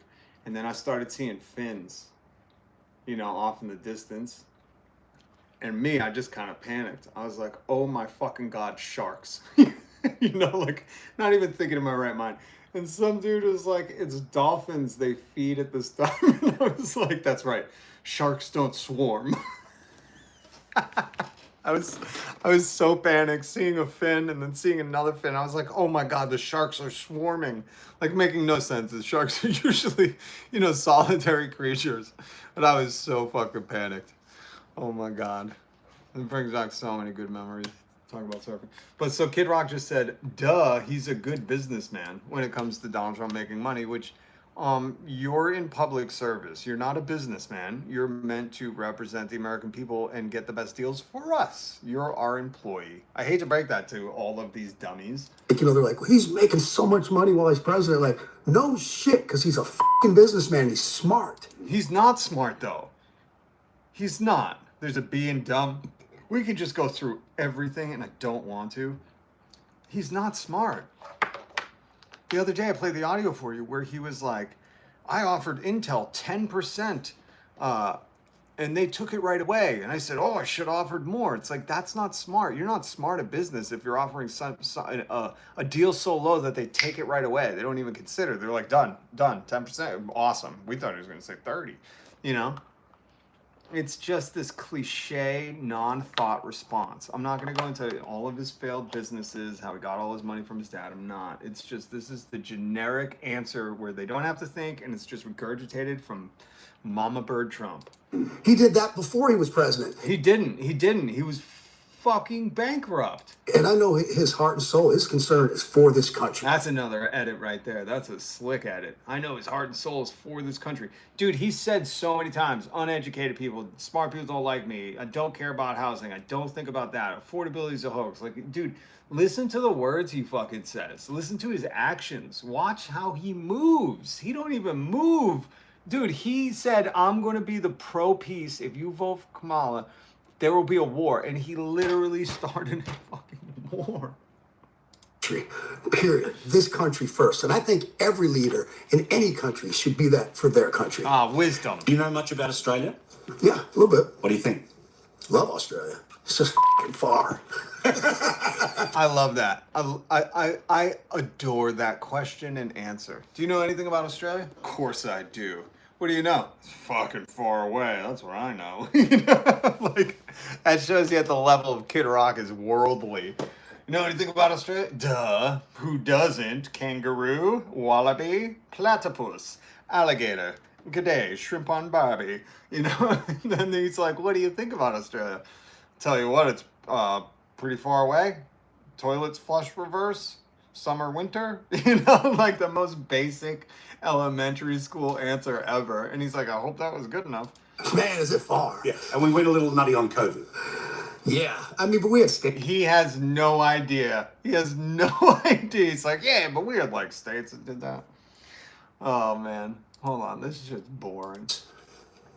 Had to deal with a lot of controversy and a man who knows how to stop it before it begins. In the world of social media, how important is that when you know in a conversation like this, there's somebody who's going to turn around and say, well, he said this at the start of it, not at the end of it. I'm really good at it, though. I love it. I love these men who pat themselves on the back all the time in interviews. Like, this is a quintessential Trump trait. You know, I'm the greatest. Everybody's saying it. Everybody says I'm the house guy. Everybody says I'm the war guy. Everybody's saying I'm the deal guy. You know, like there's no weakness or defect in these humans. They are just like, he was like, do you work hard? He's like, I'm the most disciplined. I get up at 2 a.m. And then they were like, do you call the president? He was like, when I'm drinking at midnight, I call the president. You know, it's like, and then I get up at 2 a.m. Like, nothing makes sense. Just like this shit, you know? This is so funny. Like, I just lean into it when someone Yeah, when someone makes fun of you, he knows how to roll with the punches. That's why during the Bud Light controversy, he made a video showing how angry he was at Bud Light while still serving Bud Light at his restaurants to make money about pew-pewing them. You know what I mean? I'm like, that's the guy who rolls with the punches, right? You know those people who are like, let's roll with these punches and, show our anger at Bud Light making a commercial with the trans person. Just rolling with the pot. Man, I'm the most coolest dude. That's why, what was the song where he's like, there was a song where he was even like, don't tell me what to do. I'm going to write a song about it. It was like the stupidest shit ever. twists it up and says I'm this and that, like, I just fire back twice as hard. Twice as hard, bro. I'm rolling with the punches. Or I stir the pot even more and promote something that I got going. Yeah, because he's always got something going. They're too stupid to figure it out. They're like, every time we give this kid a platform and tell him he's a racist, he sucks. Somehow he sells something. Oh my God. Now he goes into his restaurant because he's telling you. He's like, I gotta sell something. But I want to get to, there's one other part. I skip over all this music where he talks about he's making a religious album that's not really religious. In that sense, and I'm sure a lot of people are like this, that I'm always writing.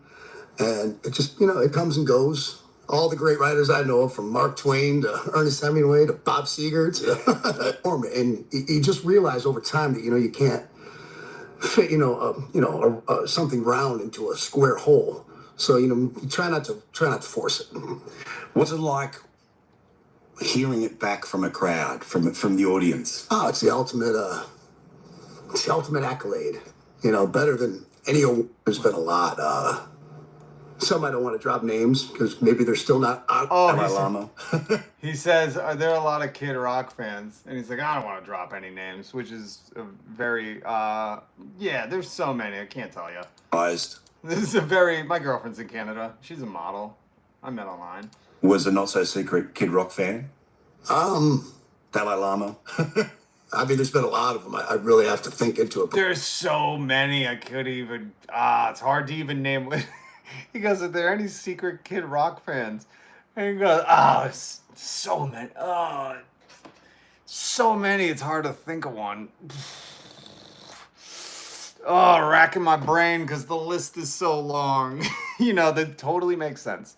Totally makes sense. If there's so many Kid Rock fans that are famous people and the list is so long, it's hard to pick one. But yeah, there's been a lot. Some I don't want to drop names. There we go. And there's the cover up. And, I can't expose them. They're not out of the Kid Rock closet. Maybe they're still not out of the closet, so to speak.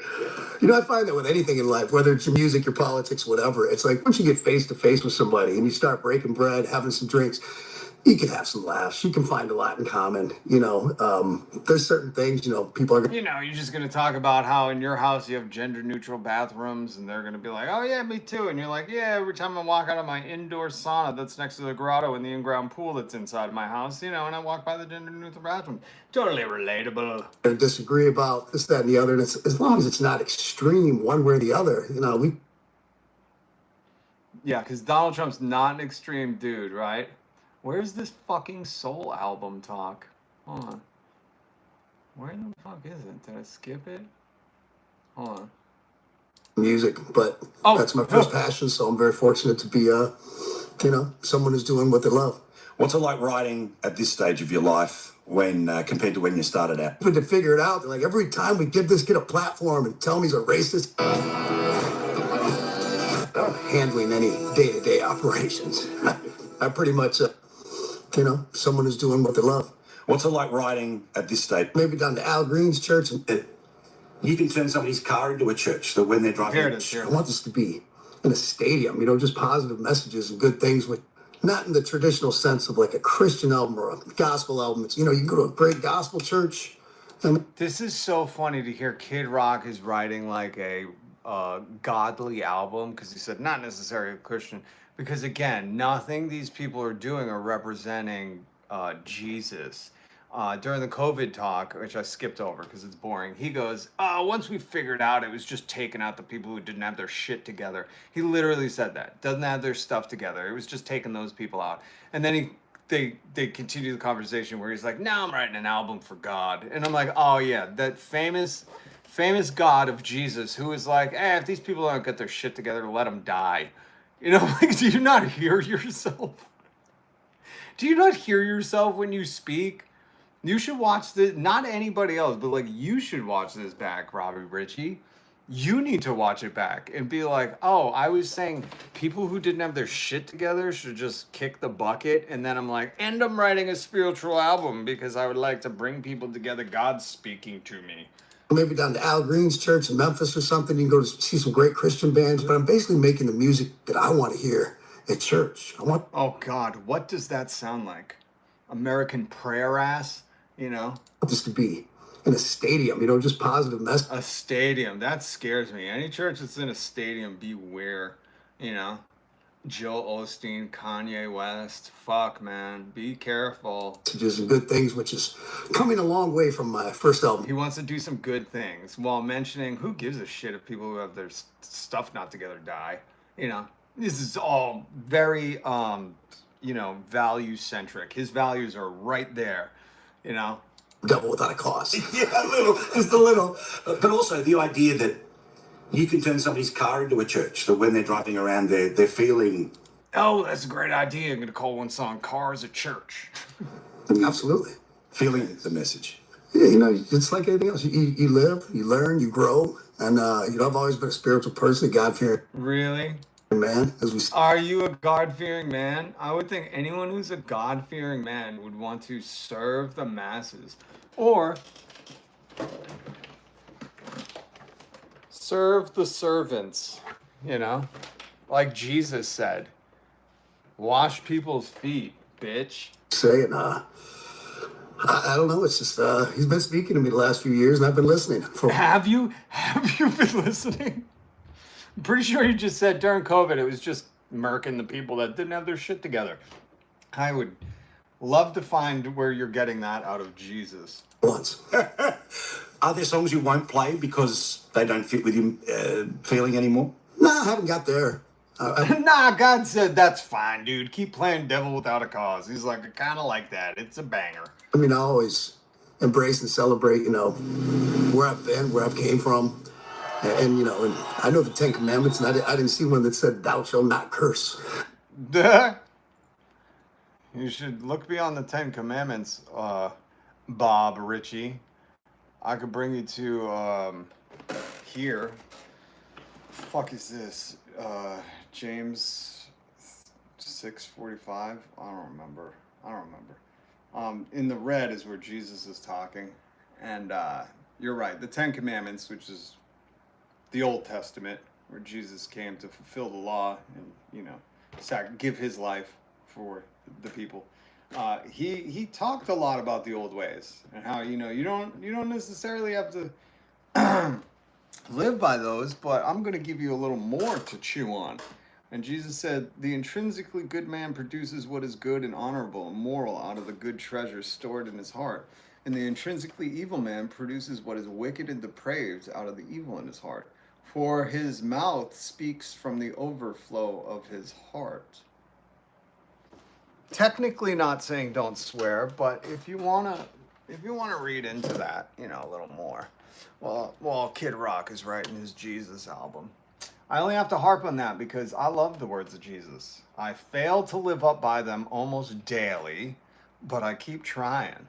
You know, I keep trying. And I don't pretend that I live by the fucking 10 Commandments. God damn. Tell me you know shit about the Bible without telling me. Hey man, I read the 10 Commandments. Oh really? You read what God gave Moses in the Old Testament? Are you Jewish?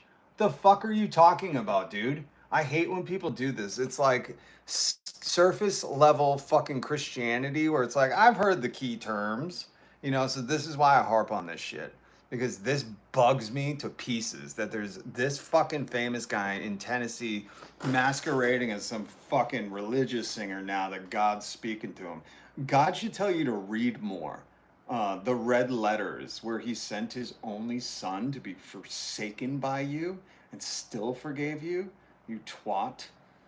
God, I hate that. I want to see an album where he's on the cover washing someone's feet, you know? So, When you decide to write an album, the process, are there ones that have come out? I don't want to hear about the process of Ba with the Ba. I really don't. What was he watching? Fucking Mary Poppins?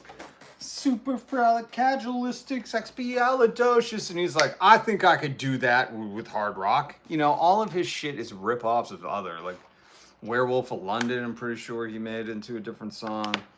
I don't know. I don't want to hear about his process. I'm very sorry if you did. I linked this whole Chiclet Teeth interview in the description if you like to watch it on your own.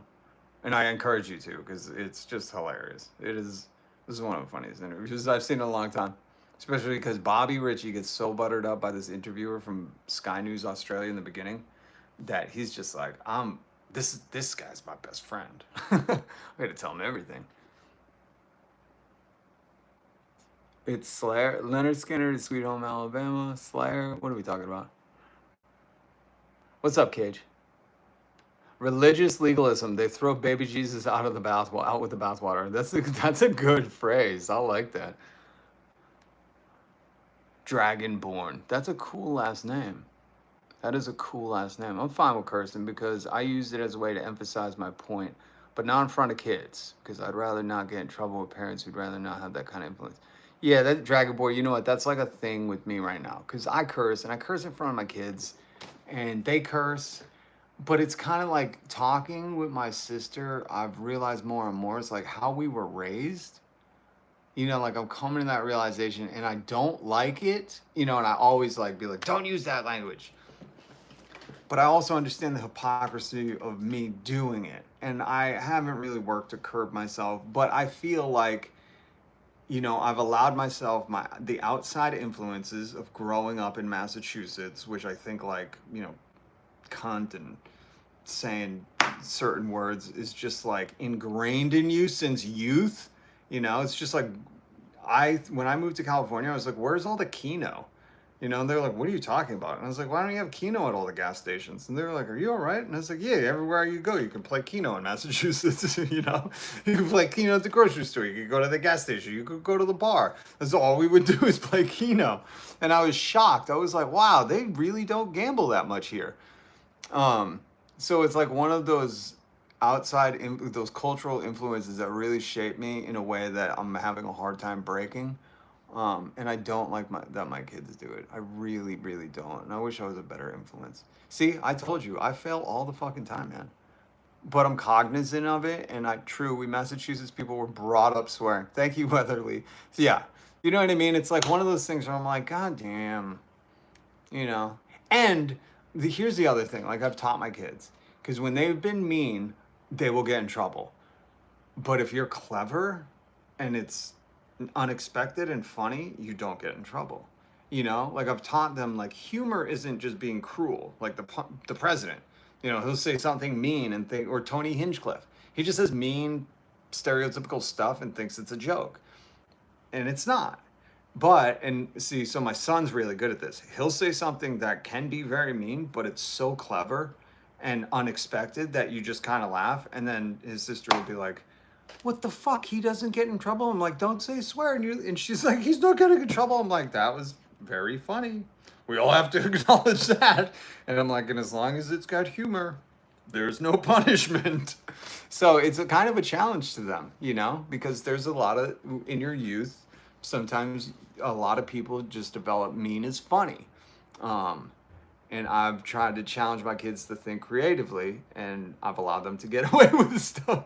Maybe this is bad parenting. I don't know. But I just thought, like, you know, I can't punish a kid who's if my kids are so clever and creative that they're even if it's on me, because they've done this to me, and I'm like, all right. I'm not laughing at that, but I can respect the humor in it. You know, but I'm like, if they know that they're scot-free because it was clever enough, then I'm okay with it. Again, I fall short of Jesus every day. Unfortunately, I can't drink because of my medication. Well, and I don't drink because I don't. So that's awesome. You shouldn't drink. Patrick, we all agree. We all agree, Patrick. We all agree. Please, we know. We know. Don't bully. Yeah. Well, mean is bullying. You know, if you're clever, I can't say that's bullying. In Mass, it's illegal outside of Packies. California sells in gas stations, CVS. That's not true. It's not. Or I guess you're calling all liquor stores, because we have liquor stores and then Packies. Like, I always look at the Packy as like the corner store. But yeah, in California, gas stations, you could go still, like in Florida, you just go to a grocery store. No. There's a few grocery stores. That's not true anymore. Once we outlawed the blue laws where they could sell liquor on Sunday again, there's like Trader Joe's that sells booze. So we've branched out a little bit. But I remember that was a shock to me too. I was like, damn, you could just get booze anywhere in this piece. Chicago Dayfly, sending love and kindness your way. I hope you're having a wonderful weekend. Why, thank you so much. And I reciprocate. I send you that energy too, my friend. Thank you. That means a lot to me. I don't think Jesus cared about which vocab words we use. I think the swearing was about pledging to others. That's when he's talking about do not swear. There's another part of the Bible where Jesus is like, make your yes mean yes and no mean no. Do not swear on the altar of the church for what is, or the gold on the altar of the church for what makes the gold worthy. And again, this is just off the top of my head, because I've had that debate with people, because I really believe you shouldn't have to go, I swear to God, or I swear on this. I think your yes should mean yes and your no should mean no. That's another thing I practice, you know, or I try to practice and try to, you know. But that's when he was talking about swearing, like literally swearing, he meant like oaths. He meant like you shouldn't have to take an oath. Your word should be your word, which, fuck, that's some good advice from Jesus right there. Also, happy 4th, folks. Lots of hot dogs, pizza, and hamburgers by decree of all the Dovahkiin, if I pronounce that right. Oh, is that a Game of Thrones reference? I knew I respected that name. Fucking Dragonborn. I love it. I love it.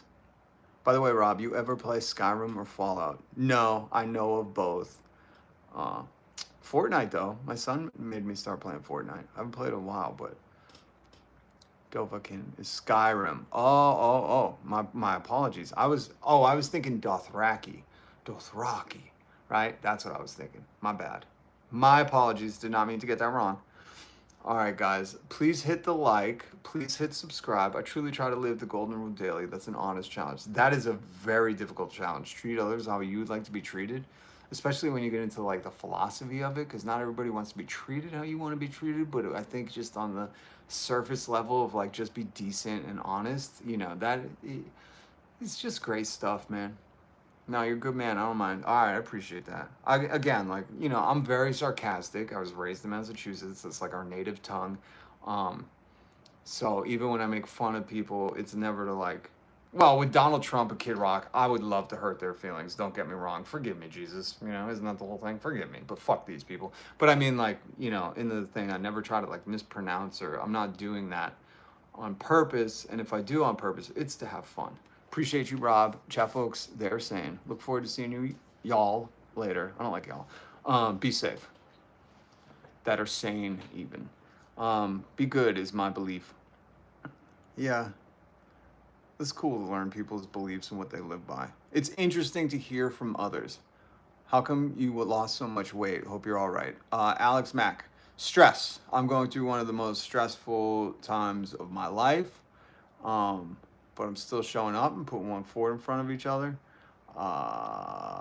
And life is very, very difficult right now. So if you want a real answer, that's it. A lot of stress, and sleep and eating is not, you know, I'm just trying to get in there every day, just trying to get to the next day. That's it. TV doctors will not save the world. That is true. Also, reality stars will not. Stress is off the charts in this nightmare. Yeah, well, never mind what's happening in the world. I'm talking about like my personal life. Like, that's the other thing that is so horrific, that while trying to get through every day, you know, there's other very, very debilitating things that are happening. So keep going. It gets better. Yaz Design. Thank you. You know, that is true. Like, so my counselor said to me the other day, I was like, I was like, I feel so weak, right? I feel so fucking hurt and all this stuff. And I was like, how? Because he went through something similar. That's why I really like this dude. And I go, how do I be stronger than it? And he goes, you know what? I know this is gonna sound crazy, but again, this is masshole counseling. If you want to know what it's like being with a therapist who's pure New England gold, he goes, you just be stronger than it. And I was like, all right. Like, that was it. And I was like, okay. And he's like, I know it's gonna sound a little weird, but you just gotta be stronger than it, kid. And I was like, okay, I'll take that to heart. I will just be stronger. I mean, I have, you know, technically, you know, like I said, I was like, nothing's killed me yet. So I technically have, but you're right. Keep going. It necessarily doesn't get better yet, but it will. One day at a time is all we got to do. We're sharing a path. You are seriously important. Oh my God, don't make me cry. You will make me cry. Don't. I'm very weak right now. This is why I'd rather stay in the sarcastic, let's joke about shit zone, because stuff like that will break me down in a moment. Hang in there. Better days are coming. Just keep pushing. That's what I'm doing. Happy 250, y'all. Hillbilly Patriot. Thank you, Chicago Day Fly. I really appreciate that. But yeah, so that's the other reason why I say please hit subscribe and notification bell, because hopefully in the next week I will be in a different location. And I will be with some family to help support me through this. And what I would like to do is set up, for my members at least, I'm going to take you guys, we're going to be doing some adventures, some cool ass fishing, puffer fish, all this different shit. And I think I'm going to do lives specific, because I haven't got to give enough love to my members. You can join as a member here.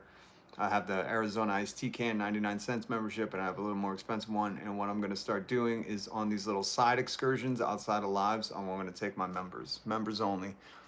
Plus, because it's going to be like family stuff. So, you know, not everybody gets access to that. I've learned that controlling my mind controls emotions. Think and concentrate on good things. Very true. Very true. But sometimes we get into this loop, this glitch, you know, and what I learned today was when you're in rumination is dwelling on something, and you want to focus on solutions. And one way to do that is stop asking why. If you find yourself in a loop thinking about something that happened to you, stop asking why questions. Why questions are just focused on the problem. And start asking how questions. It's not as easy as it sounds, but there's some life advice for you. Let me borrow a membership. Listen, I keep it at 99 cents for a reason, because I understand times are tough. Hey, I had my pants on backwards. Didn't know until I reached my wallet. That's how my day started at the restaurant. That's beautiful.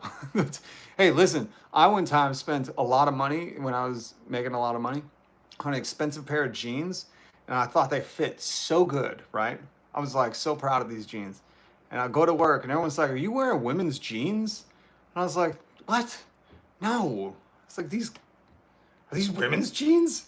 And I forget what gives it away. If there's like no back pocket, there was something that they were like, yeah, those are girls' jeans. I was like, God damn, my ass looks so good in these. And I returned them. I let people shame me into returning the women's. I was younger though, you know. And now, just if I find a pair of women's jeans that fit well, I'm owning those. I don't care. So I think I one up you on putting on your dungarees backwards. I went out, shopped for, didn't realize I was in a women's section, bought women's jeans, wore them to work, was like, look at me, bitches. And they were like, are you wearing women's jeans? And I worked in radio. So like the city knew. And I was like, oh, okay, you've shamed me. I will return them. And now I'm confident enough in my manhood where if I look good in women's jeans, there was the other day, if I had money, I'll be very honest with you. This was like 2 months ago. No, 3 months ago. I went into Target and I was walking by the women's section. They were selling these overalls. And I was like, God damn, man, I remember the 90s.